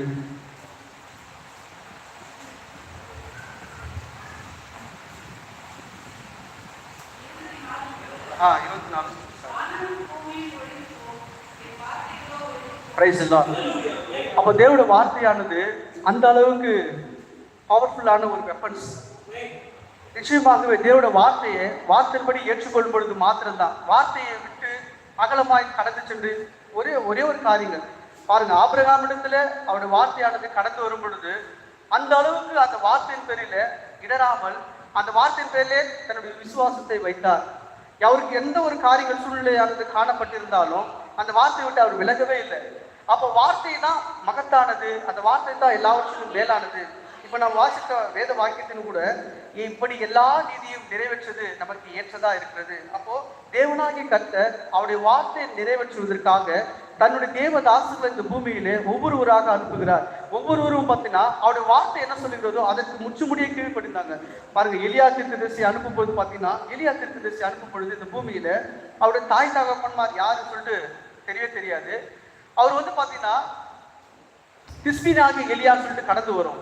அவர் வந்து பார்த்தோன்னா வார்த்தையை கொண்டு வரும் பொழுது அவர் வந்து பார்த்தோன்னா யாரு எங்க இருந்து வந்தாரு எந்த ஒரு காரியங்களும் இல்லை.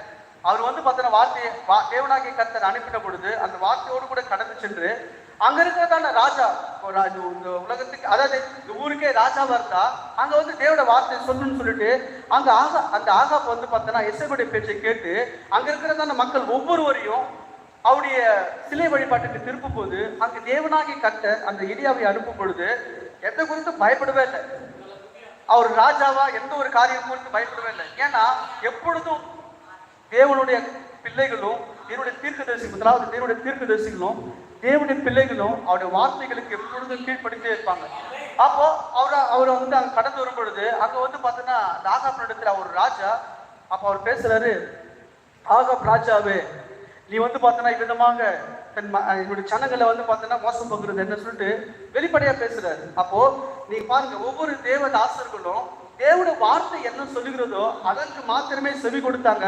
மற்றவங்க என்ன சொல்றாங்க, இவங்க என்ன சொல்றாங்க, இல்ல ராஜா என்ன சொல்லுவாரு, ராஜா விதமா சொல்லும் பொழுது கோச்சிப்பாரு, அது குறித்து ஒன்றுமே இல்லை. அப்போ தேவனாகிய கர்த்தர் நம் மத்தியில பேசப்படும் பொழுது அவர் என்ன சொல்லுகிறாரோ அதைத்தான் சபை மேய்ப்பரும் சபையுடைய ஊழியக்காரர்களும் சபையுடைய தீர்க்கதரிசியிலும் பேச முடியும். மற்றவர்கள் என்ன கோபித்துக் கொள்வார்களோ, மற்றவங்க என்ன நினைச்சுப்பாங்களோ, ஏன்னா அந்த வார்த்தையின் அடிப்படையில ஒவ்வொரு வரணும், அவ்வளவுதான்.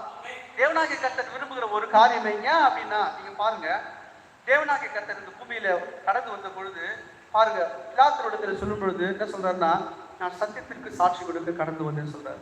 பிலாத்து அநேக முறை கேட்கிறான், நீ யூதருடைய ராஜாவா, நீ இப்படி சொல்லிட்டு கேட்கும் பொழுது அவர் சொல்றாரு, நான் வந்து பார்த்தேன்னா நான் சத்தியத்திற்கு சாட்சி கொடுக்க வந்தேன், சத்தியமாவது என்ன சொல்லிட்டு கேட்டாரு. அது பிலாத்து. பாருங்க, இன்னொரு காரியம் சொல்லுவாரு, என்னுடைய ராஜ்யம் இந்த உலகத்திற்குரியது அல்ல. ஏன்னா அவருடைய ராஜ்யம் இந்த உலகத்திற்குரியது அல்ல, அவருடைய ராஜ்யம் மகத்தான ஒரு தேசமா இருக்குது. அப்ப அந்த ராஜ்யத்துல இருக்கிறதான மக்கள் எவ்விதமா இருப்பாங்கன்னா தெய்வீக அன்போடு கூட காணப்படுவாங்க. அதாவது அந்த அந்த மனத்தாழ்மையோடு கூட காணப்படுவாங்க.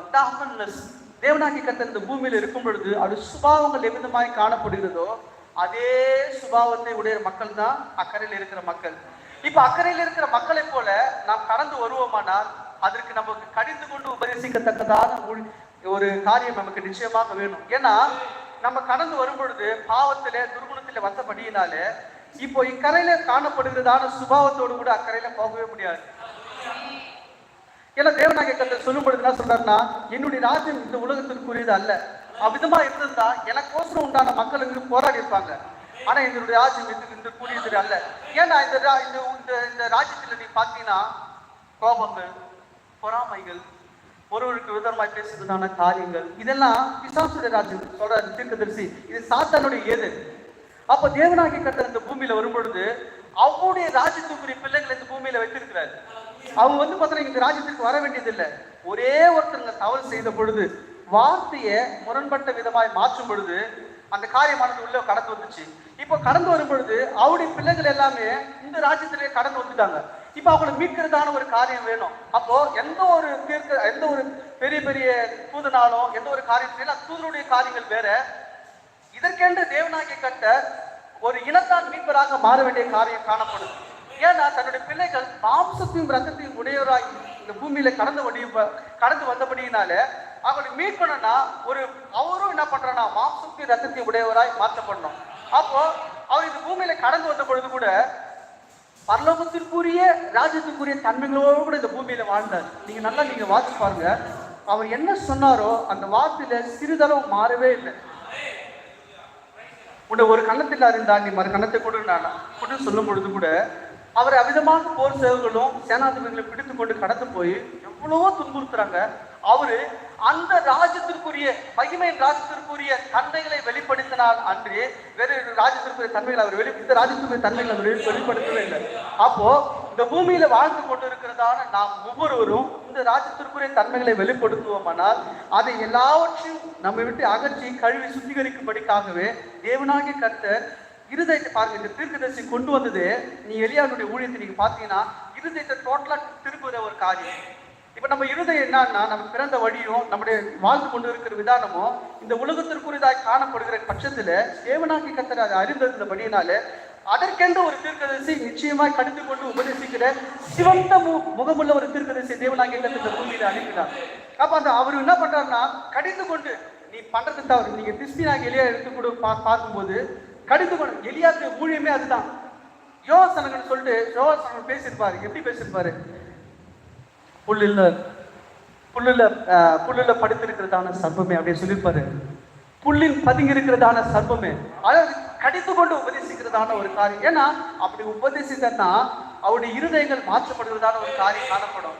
ஏன் இருதயத்தை மாற்றப்பட்டனா, நம்ம இந்த உலகத்திற்குரிய பிள்ளைகள் அல்ல, நாம இந்த உலகத்துக்குரிய பிரஜைகள் அல்ல, நாம் அக்கறையிலே கடந்து போகத்தக்கதான பிள்ளைகள் எவ்விதத்திலும் மாற்றப்பட வேண்டும் என்று தேவனாகிய கர்த்தர் இந்த கடைசி நாட்களிலே அவருடைய பிரஜைகளுக்கென்று அவருடைய ஊழியத்தை இந்த பூமியில கொண்டு வந்தார். நீங்க பாருங்க, அவர் பேசும் பொழுது எவ்வளவாய் அந்த ராஜ்யத்திற்குரிய தன்மைகளை வெளிப்படுத்துறாரு. அவர் நடந்து கொண்ட காரியங்கள் எவ்வளவாய் அந்த ராஜ்யத்திற்குரிய தன்மைகளை வெளிப்படுத்துறாரு. இப்போ அந்த சுபாவத்தையே வைத்துக் கொண்டு நம்ம நிதானித்து பார்க்கலாம்.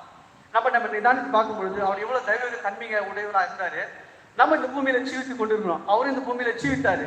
ஆனா அவருடைய இந்த பூமிக்குரிய தன்மைகளை வெளிப்படுத்தல, அந்த பரலோக சூழ்நிலைக்கு உண்டான தன்மையை அவர் வெளிப்படுத்தல. ஏன்னா அவர் ராஜாதி ராஜா. அந்த ராஜாதி ராஜா என்ன பண்றாருன்னா, தன்னுடைய பிள்ளைகள் எங்கெல்லாம் இருக்கிறாங்களோ அவங்களாம் ஒவ்வொருத்தரா தேடி தேடி தேடி தேடி கடந்து போய் அந்த பிள்ளைகள் அமிதமான காரியத்திலிருந்து விலகி எடுக்கும் பொழுது பார்த்தோன்னா மிகவும் அவங்கள பார்த்தோன்னா மிக தாழ்மையோடு கூட இருதயத்தோடு கூட இருப்பாங்க. அந்த சமாதியை சந்திக்கும் பொழுது பரிசெயர் சதிசெயர் மிகவும் பரிசுத்தமல்ல மனிதர்கள், நீதிமன்றங்களா இருந்தாங்க. ஆனா தேவன் தன் வார்த்தையை கடந்து வரும் பொழுது அந்த வார்த்தையை ஏற்றுக்கொள்ள. நீங்க கவனிச்சு பாருங்க. ஏன்னா அவங்க இந்த ராஜ்யத்துக்கு அந்த ராஜ்யத்திற்குரிய மக்கள் இல்ல, அவருடைய ராஜ்யத்திற்கு மக்களை போய் சந்திக்கிறாரு. அதுவும் எப்படி சந்திக்கிறாருன்னா, தன்னுடைய சீசுகளை தனியா நீங்க போயிட்டு சாப்பாடு எதனா வாங்கிட்டு வாங்க, எனக்கு ஒரு வேலை இருக்குதுன்னு சொல்லிட்டு தனியா கடந்து போயிட்டு அந்த சகோதரியை சந்திக்கிறாரு. சந்திக்கும் பொழுது அவரிடத்துல பேசுகிறார். ஏன்னா அவள் அக்கறைக்கு உண்டான ராஜ்யத்திற்குரிய ஒரு மகளா இருக்கிறார். அவரிடத்துல பேசி பேசி பேசி பேசி அவள் பார்த்தனா இருக்கிற மாதிரியே சொல்றா. அவள் மறைக்கவே இல்லை. எனக்கு பார்த்தனா இருந்தாங்க புருஷர்கள் இருந்தாங்க, இப்பொழுது புருஷன் இல்லை சொல்லும் பொழுது அவள் பார்த்தனா தன் தவறை, நீ ஏன் இப்படி சொல்லிட்டீங்க, நான் இப்படி இல்லை அப்படி இல்லைன்னு சொல்லிட்டு மறைக்கல, தன் தவறை அறிக்கை செய்கிறாங்க. ஏன்னா அவருடைய ராஜ்யத்திற்குரிய மக்கள் யாவரும் தன் தவறை அறிக்கை செய்து மனம் திரும்பி அந்த வார்த்தையை அந்த அவளோடு கூட ஏற்றுக்கொள்கிற மக்களா இருக்கிறாங்க. அப்போ அதற்குரிய மக்களை தேவனாகிய கர்த்தர் அவர்கள் அமிதமான பிரஜைகளை தேவனாகிய கர்த்தர் இந்த பூமியில வைத்திருக்கிறார். அவருக்கு தான் இந்த பூமியில அனுப்பப்பட்ட ஊழியமாய் இந்த செய்தியா இருக்கிறது. ஆகையால் தேவனாகிய கர்த்தர் தன்னுடைய சுபாவத்தை தன்னுடைய பிள்ளைகள் தர வேண்டும் என்பது ஒரே நோக்கத்திற்காக அவர் என்ன பண்றாருன்னா, மாம்சத்தையும் ரத்தத்தையும் உடையவராய் இந்த பூமியில கடந்து வந்து நமக்கென்று தன் ஜீவனை கல்வாரி சிலுவையில் ஒப்புக் கொடுக்கிறார். பாருங்க, அவர் எவ்வளவு பெரிதான மகத்துவமுள்ள தேவன். நாம தான் அந்த பிளவை கடந்து இக்கரைக்கு கடந்து வந்துட்டோம். எந்த ஒரு மனிதனும் பிளவுக்கு அப்புறம் போக முடியாது. அந்த பிளவை கடந்து போகுமானால் கல்வாரி சிலுவை என்ற ஒரு பாதையை தேவனாகிய கர்த்தர் இந்த பூமியில வைத்தபடியினாலே தன் பிள்ளைகள் ஒவ்வொருவரும் இந்த பூமியின் பிரச்சனைகளாய் காணப்படாமல் அக்கறைக்கு உண்டான பிள்ளைகளாய் காணப்படும்படிக்காக தேவனாகிய கர்த்தர் தன்னுடைய பிரச்சனைகளை இந்த பூமியில ஒவ்வொருவராய் தன்னுடைய சுவிசேஷ செய்தியின் மூலமாக, தன் சுவிசேஷ சத்தத்தின் மூலமாக கூட்டி சேர்த்து அவர்களை ஆயத்தப்படுத்துகிற மகத்தான தேவனா இருக்கிறார். ஆகையால் தேவனாகிய கர்த்தருடைய வார்த்தைக்கு செவி கொடுத்து நாம் அந்த வார்த்தைக்கு தாழ்த்துவோமானால், வார்த்தையோடு கூட எந்த ஒரு காரியத்தையும் நாம் கூட்டவும் கூடாது, குறைவும் கூடாது. அவனுடைய வார்த்தை என்ன சொல்லுகிறதோ அந்த வார்த்தை நிச்சயமாகவே மாறவே மாறாது. அந்த வார்த்தை சொல்லுவதனால் அது சத்தியம் உள்ளதுன்னு சொல்லிட்டு நாம் அப்படியே ஏற்றுக்கொள்ள வேண்டும். பாருங்க, நம்ம ஆபிரகாம் சப்ஜெக்ட் நம்ம போகும்போது கடைசியாக அந்த ஏவாள், அதாவது அந்த சாரால் இடத்துல இப்ப பாருங்க, அந்த சாராலும் அந்த ஆபிரகாமும் அந்த ஏலோகமே எப்படி அடையாளம் கொண்டார்கள்னா, தேவனாகிய கர்த்தர் அவர் சொல்லும் பொழுது சாரா என்று கூப்பிடல, சாரால் என்று கூப்பிடுகிறார்.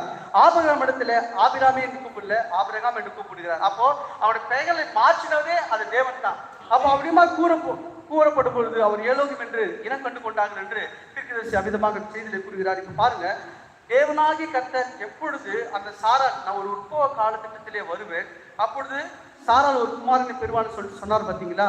எப்படி அந்த காரியங்கள் தனக்கு பின்பாக எப்படி சொன்னாரோ, இந்த கடைசி நாட்களிலும் ரெண்டு தீர்க்கதரிசி கூட ஒரு நாள் வந்து பார்த்தீங்கன்னா ஒரு செய்தியில அவிதமாக ஒரு சகோதரி என்ன பண்றாங்கன்னா, நான் அது வந்து அது கேட்டேன், ரொம்ப கிடைக்கல. ஆனா கேட்ட அந்த வார்த்தையின்படியாக நம்ம தீர்க்கதரிசியை பார்க்கணும்னு சொல்லிட்டு எப்பொழுதும் இவங்களுக்கு ரொம்ப ஆவல். இவங்களுக்கு ஒரு சகோதரிக்கு தீர்க்கதரிசி வாழ்ந்த நாட்கள்ல. அதனால இவங்க ஹஸ்பண்டுகளை சொல்றாங்க, ஐயா இது மாதிரி நமக்கென்று ஒரு கொடுக்கப்பட்ட அந்த தேவதாசன் மிகவும் வல்லமையோடு கூட பிரசங்கம் பண்றாரு, ஆக அந்த சகோதரனை சந்திக்கணும், எனக்கு ரொம்ப சொல்ல அவங்க இருந்தில் வச்சிருக்கிறாங்க. நம்ம அந்த தீர்க்கதரிசி கூட்டங்களுக்கு போகலாம், போயிட்டு அவரை பார்க்கலாம். ஆனா இவங்களுக்கு என்னன்னா அந்த தீர்க்கதரிசியில ஒரு கொஸ்டின் கேட்கணும்னு சொல்லிட்டு உங்களுக்கு ஒரு விருப்பம், அந்த சகோதரிக்கு விருப்பம். அப்போ இவங்க வந்து பார்த்தீங்கன்னா, ஆனா அந்த ஆவல் அப்படி இருந்துட்டே இருக்கு. அதை அவங்க ஹஸ்பண்ட்குள்ள சொல்ல, நம்ம தீர்க்கதரிசியுடைய மெசேஜ் கேட்கலாம், நம்ம போகலாம் அப்படின்னு சொல்லிட்டு போகும்போது, அப்போ அங்க தீர்க்கதரிசிக்கு ஒரு கன்வென்ஷன் கூட்டமானது வைக்கப்பட்டிருக்குது. இவர் வந்து பார்த்தீங்கன்னா ஒரு ஹோட்டல்ல தங்காம, ஒரு ஹோட்டல்ல வந்து எல்லாருமே இருப்பாங்க, ஒரு மோட்டல்ல தங்குறாரு. மோட்டல்னா ரோடு வழியாக காணப்படும். அங்க மோட்டல் தங்கி இருக்கும் பொழுது இவங்க போறாங்க. இவங்க போயிட்டு ஒவ்வொரு இந்த ஹோட்டல்ல போயிட்டு கேட்கறாங்க ரூம் எடுத்து. அநேக தூரத்திலிருந்து பிரயாசப்பட்டு கடந்து வராங்க. இவங்களுக்கு ஒரே ஒரு காரியம் தான், இந்த சகோதரிக்கு அவர் வந்து பார்த்தீங்கன்னா சந்திச்சு ஒரே ஒரு கொஸ்டின் மட்டும் நான் அவரிடத்துல கேட்கணும். அப்படி அவரிடத்துல சந்திச்சு நான் ஒரே ஒரு கொஸ்டின் மட்டும் கேட்கணும்னு இவங்க வீட்டுல கிளம்பும் போதே அந்த ஆவல் இருந்தது. ஆனா அவங்க ஹஸ்பண்ட் கிட்ட சொல்ல. அப்போ இவங்க என்ன பண்றாங்கன்னா, அநேக தூரத்துல இருந்து கடந்து ஒவ்வொரு ஹோட்டல்ல வந்து பார்த்தோன்னா இவங்க வந்து பார்த்தோன்னா கேட்கும் பொழுது ரூம் கிடைக்கல.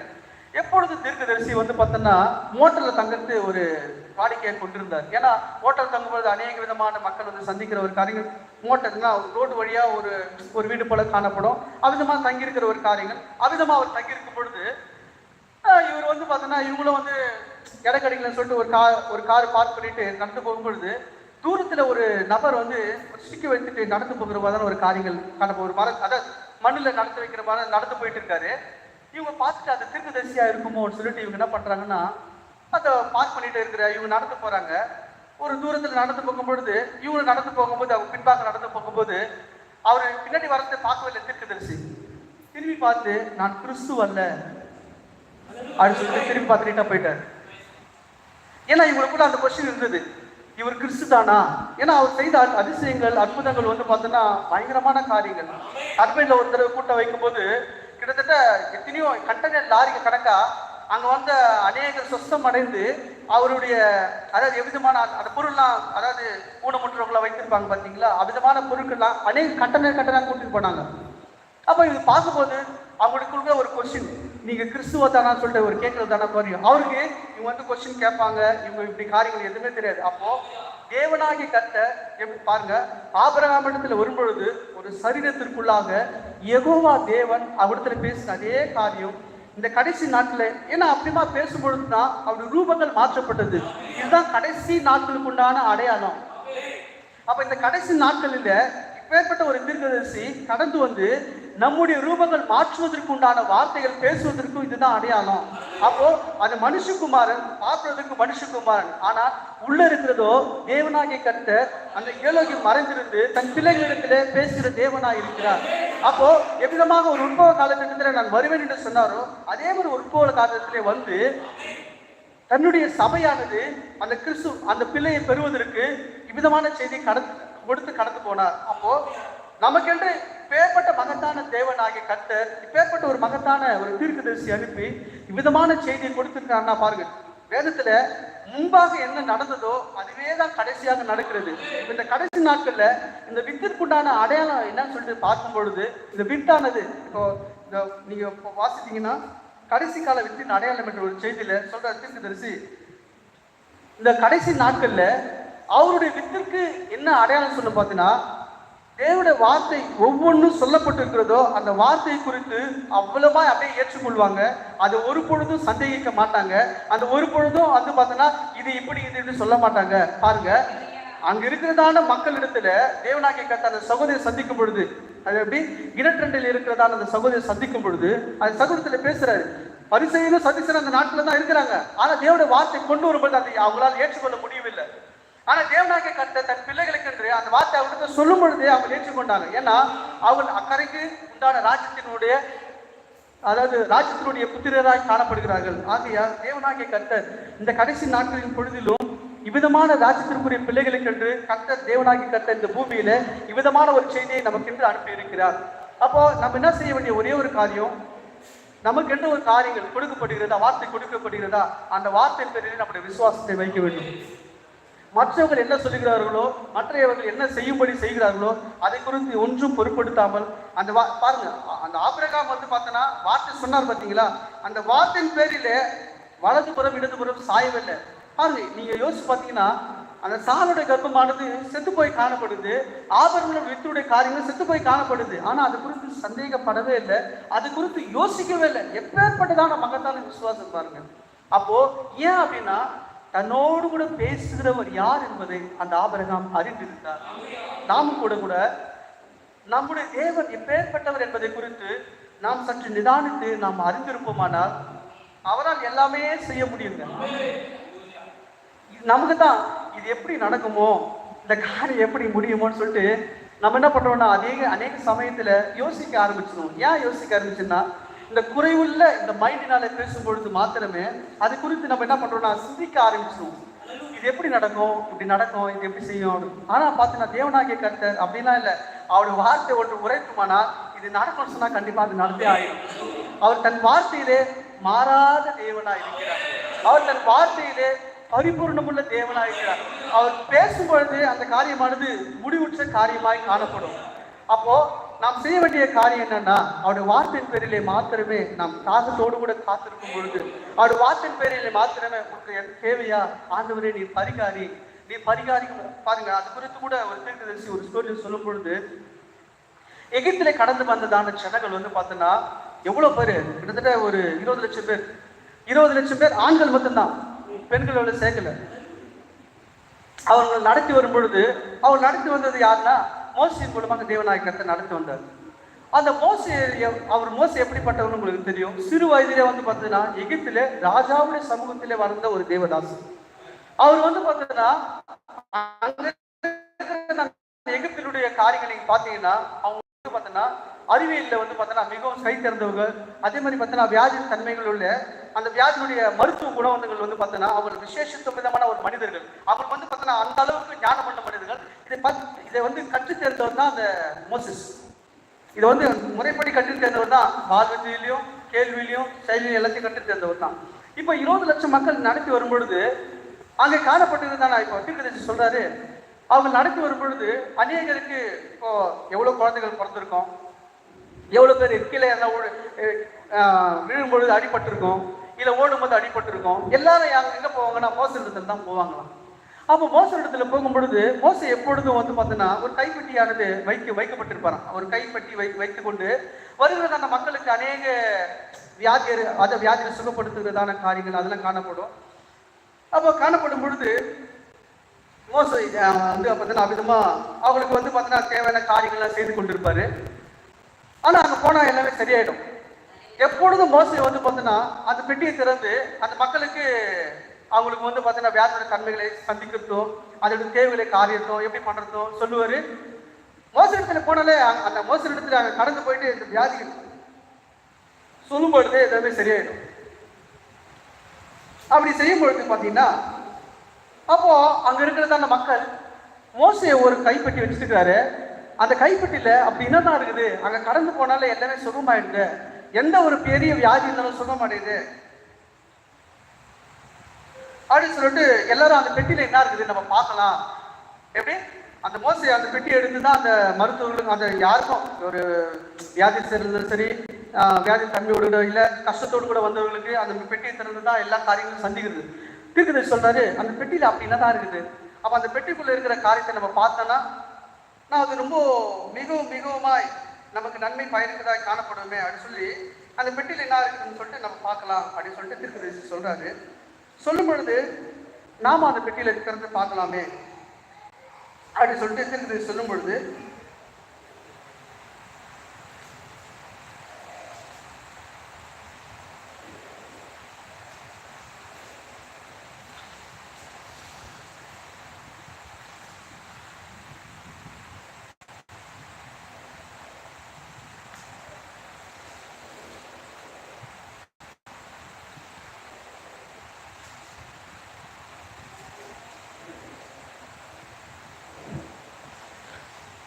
அப்போ அந்த பெட்டியை திறந்து பார்க்கலாம் அப்படின்னு சொல்லிட்டு தீர்க்கதரிசி சொல்லும் பொழுது, தீர்க்கதரிசி நாம அந்த பெட்டியை திறந்து நம்ம பார்க்கலாமே, அதுக்குள்ள என்னதான் இருக்குதுன்னு சொல்லிட்டு சொல்றாரு. அப்ப சொல்லும் பொழுது சரி நம்ம பார்க்கலாமே. ஏன்னா எந்த ஒரு வியாதி இருந்தாலும், எந்த ஒரு துன்பமான காரியம் இருந்தாலும், எந்த ஒரு கஷ்டம் இருந்தாலும், அந்த மோசையை சந்திக்கும் பொழுது அந்த பெட்டியை திறந்து அதுக்குண்டான காரியங்கள் செய்வதோ, அதுக்குண்டான காரியங்கள் சொல்வதோ, அதுக்குண்டான ரெமிடி சொல்வதோ அங்கே காணப்படுது. சரி, நாமும் அந்த பெட்டியை திறந்து பார்க்கும்போது நம்முடைய காரியங்களை சரிப்படல, நம்முடைய தேவைகளை சந்திக்கப்படல சொல்லிட்டு தீர்க்கதரிசி சொல்றாரு. அந்த பெட்டியில் அப்படி என்னதான் இருக்குன்னு சொல்லிட்டு பார்க்கும்போது யாத்திராகமம் 16ஆம் அதிகாரம் 26ஆம் வசனத்தை நாம் வாசிக்கலாம். யாத்திராகம் 15:26 பொறுமையா படிக்கலாம்.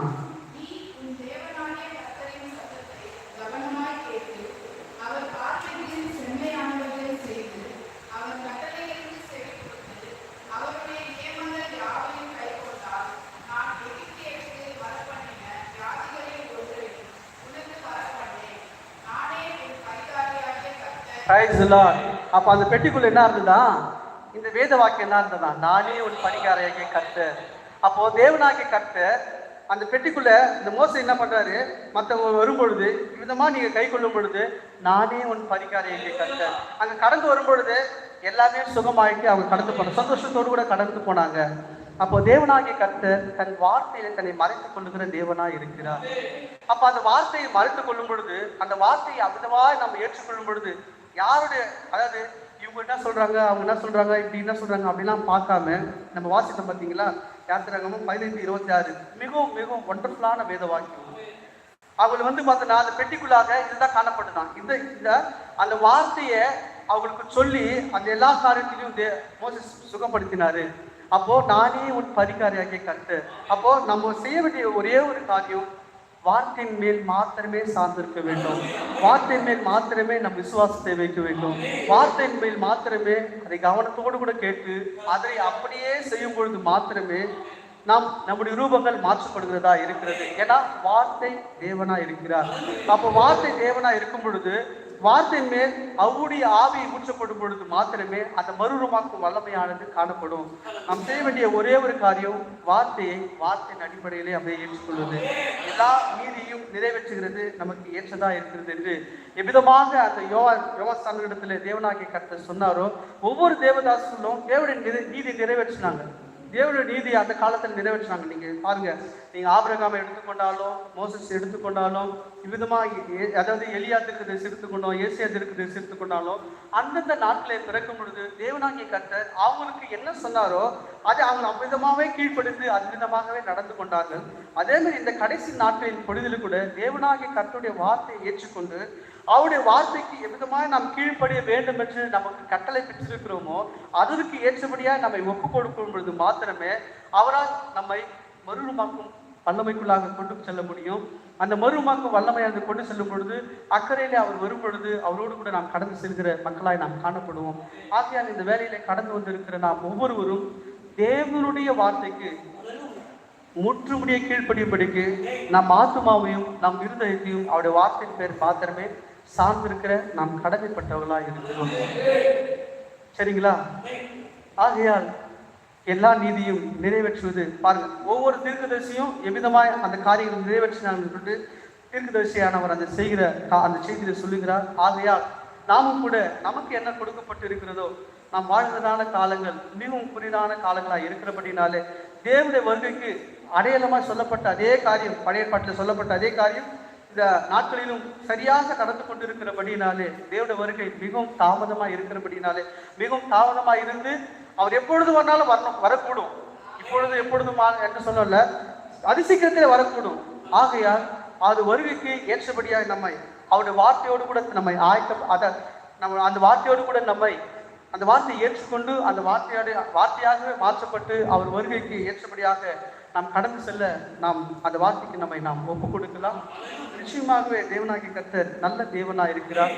அவர் மகத்தான தேவனாக இருக்கிறார். அவருடைய வார்த்தை ஒன்று மாத்திரமே எல்லாவற்றையும் பார்க்கணும் பிரதானமான ஒன்று.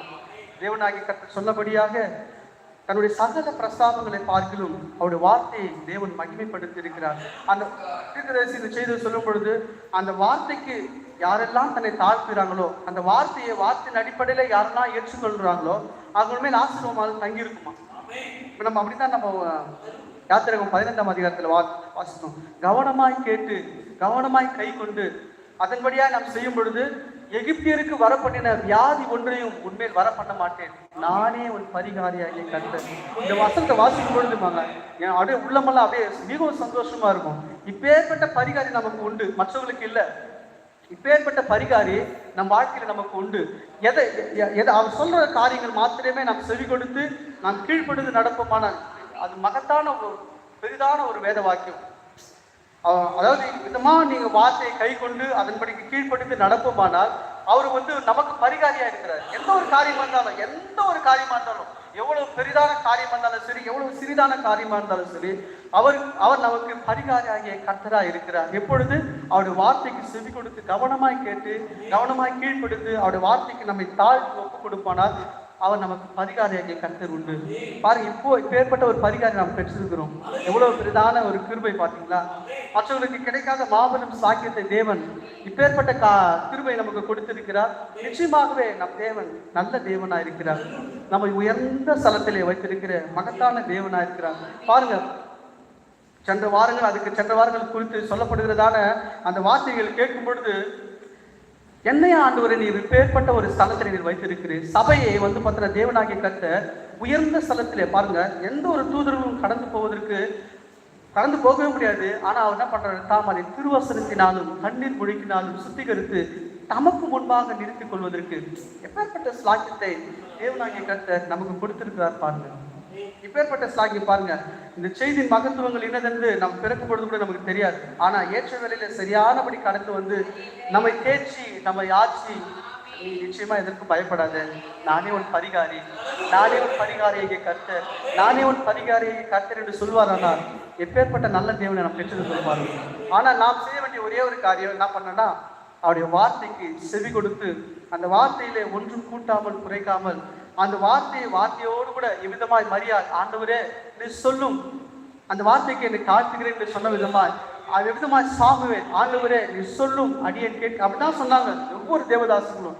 நாமும் கேட்கலாம், நாமும் சொல்லலாம், ஆண்டவரே நீ சொல்லும் அடியேன் கேட்கிறேன் ஆண்டவரே அன்று அவருடைய சமூகத்தை நாம் காத்திருக்கும் பொழுது, அந்த வார்த்தைக்கு நம்மை ஒப்பு கொடுக்கும் பொழுது நம்ம எல்லாவற்றிலும் ஆசீர்வதிக்கிற மகத்தான தேவன் நம்முடைய பரிகாரி நமக்கு உண்டு. அல்லேலூயா, அல்லேலூயா. எப்பேற்பட்ட பரிகாரி தெரியுங்களா? நம்ம பரிகாரி எல்லாவற்றையும் மாற்றக்கூடியவர். ஒரு நொடி பாருங்க, அவருடைய சத்தமானது, அவருடைய வார்த்தையானது கடந்து போகுமானால் இறையாதே அமைதலாயிரு, முடிச்சு எல்லா காரியமும்.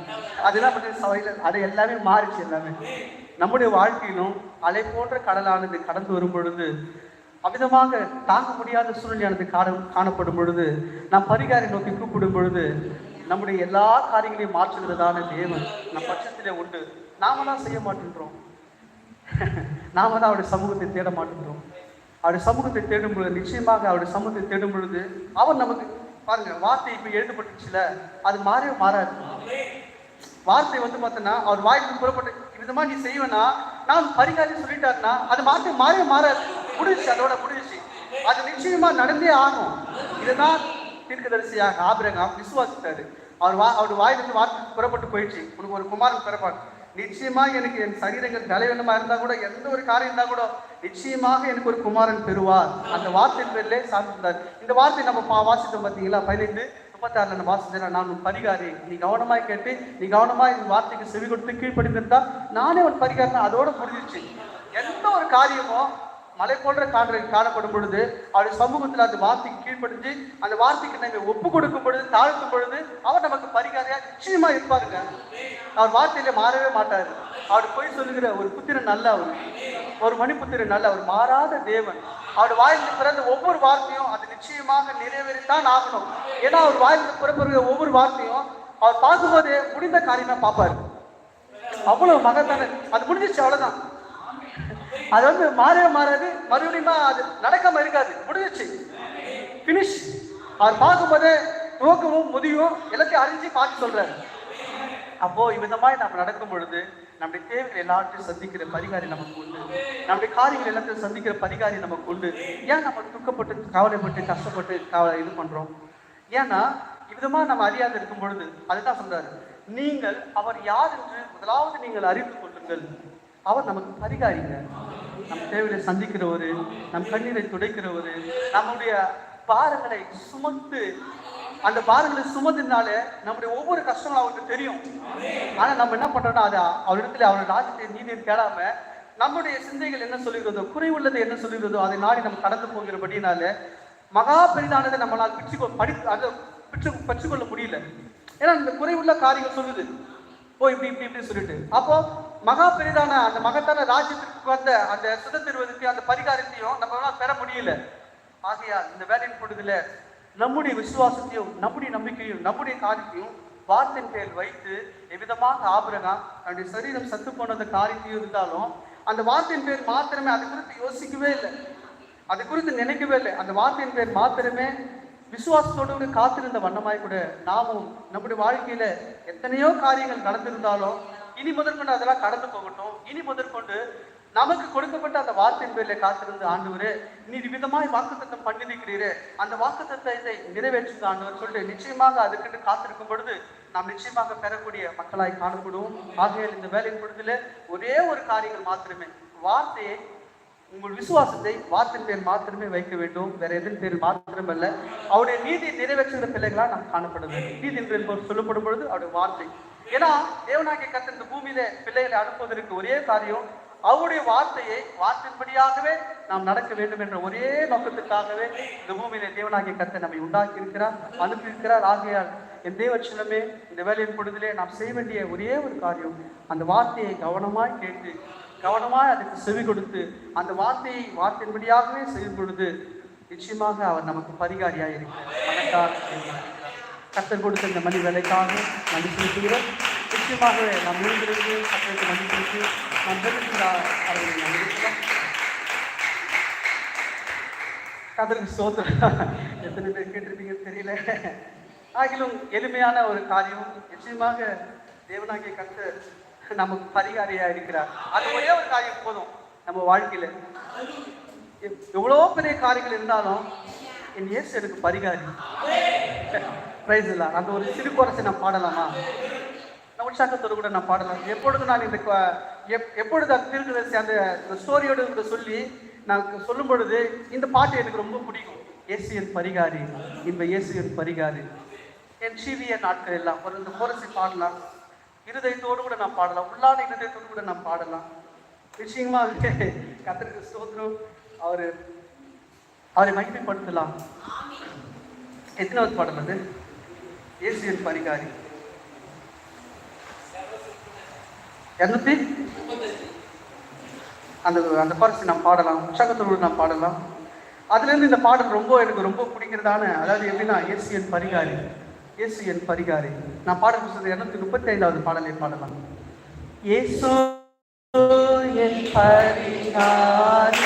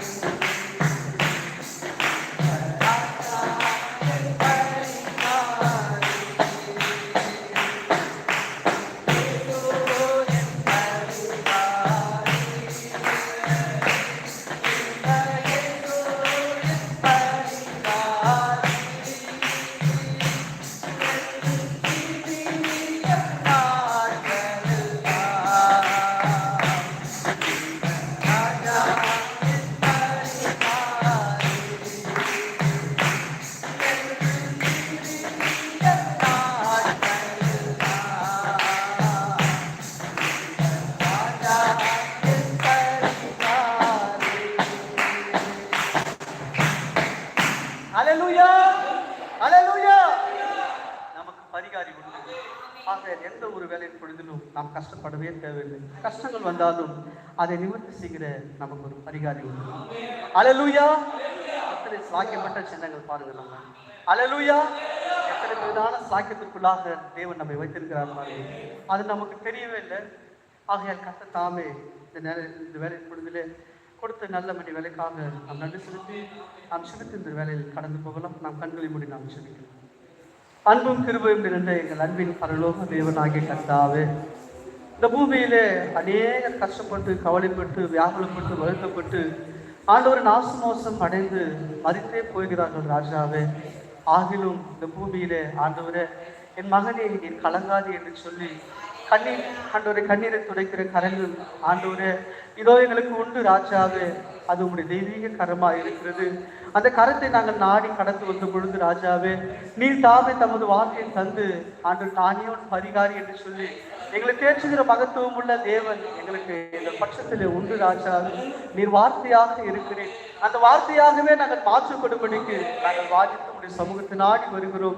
ஆம் ஆண்டவரே, இதோ கர்த்தா உமது தெய்வீக வார்த்தைக்கு நாங்கள் நன்றி செலுத்துகிறோம். நீ கடைசி நாட்களுக்கென்று நீ கொடுத்த செய்திக்காகவும் நன்றி செலுத்துகிறோம். அதை பிரசங்கிக்கத்தக்கதான ஆண்டவர் ஊழியத்தை எங்கள் மேய்ப்பருக்கு கொடுத்து எங்களை ஆசீர்வதிக்கிற மகத்துவம் உள்ள இதோ தெய்வீக இரக்கத்திற்காக நன்றி செலுத்துகிறோம் கர்த்தாவே. வந்த பிள்ளைகளை ராஜாவுடைய வார்த்தையினால் கர்த்தர் நீர் நிரப்பினதுக்காக நன்றி செலுத்துகிறோம். கொடுத்த நல்ல மணி வேலைக்காக நன்றி அப்பா. எங்களுக்கு பரிகாரி ஒருவர் உண்டு ஆண்டவரே. எங்கள் கண்ணீரை துடைக்கிறவர் ஒருவர் உண்டு ஆண்டவரே. எங்கள் கஷ்டங்களை கேட்கிறவர் ஒரு உண்டு ஆண்டவரே. கேட்கிறவர் மாத்திரமல்ல ராஜாவே, நீர் எல்லாவற்றையும் மாற்றுகிறவராக இருக்கிற எங்களுக்கு உண்டு ஆண்டவரே. நாங்கள் உங்களை விசுவாசித்து உங்களுடைய வார்த்தையின் பேரில் எங்கள் விசுவாசத்தை வைத்து என்னாலும் ஆண்டவர் உமக்கென்று ஜீவிக்கத்தக்கதான கிருபையும் இரக்கத்தையும் எங்கள் ஒவ்வொருவருக்கும் ஆண்டவர் விசேஷமாய் ஆண்டவர் எங்கள் மத்தியிலே ராஜாவை கடந்து வருகிற உங்களுடைய பிள்ளைகளுக்கு அதிகமாய் தருகிறார்கள். கொடுத்த இந்த மணி வேலைக்காக நன்றி செலுத்துகிறோம். கர்த்தர் கொடுத்த நல்ல தருணத்துக்காக நன்றி அப்பா. உங்களுடைய கரத்தில் எங்களை ஒவ்வொருவரும் தாழ்த்து கொடுத்து செலுத்துகிறோம். மகத்தான தம்முடைய வார்த்தையை நீர் பகிர்ந்து கொடுக்கும்படிக்காக நம்முடைய கல்வாரி சிலுவையில எங்களுக்காக நீர் பிக்கப்பட்டீர் ஆண்டவரே. ஒவ்வொரு நாளும் அதை நினைவு கூர்ந்து நாங்கள் அதை புசித்து ஆண்டவர் உம்முடைய ராஜ்யத்திற்கு உடன்பட்டு ஆண்டவரே உம்மை மகிமைப்படுத்துகிற கிருபை இன்னும் அதிகமாய் தருகிறாங்க. உமக்கே நாங்கள் கனத்தையும் மகிமையும் புகழ்ச்சியும் துதியும் ஏறெடுக்கிறோம். எங்கள் கர்த்தரும் மீட்பரும் இரட்சகருமாய் இருக்கிற விலையேறப்பட்டுள்ளதுமான கர்த்தராகிய இயேசு கிறிஸ்துவின் மகத்துவமுள்ள நாமத்தில் ஜெபிக்கிறோம் பிதாவே. ஆமென், ஆமென், ஆமென்.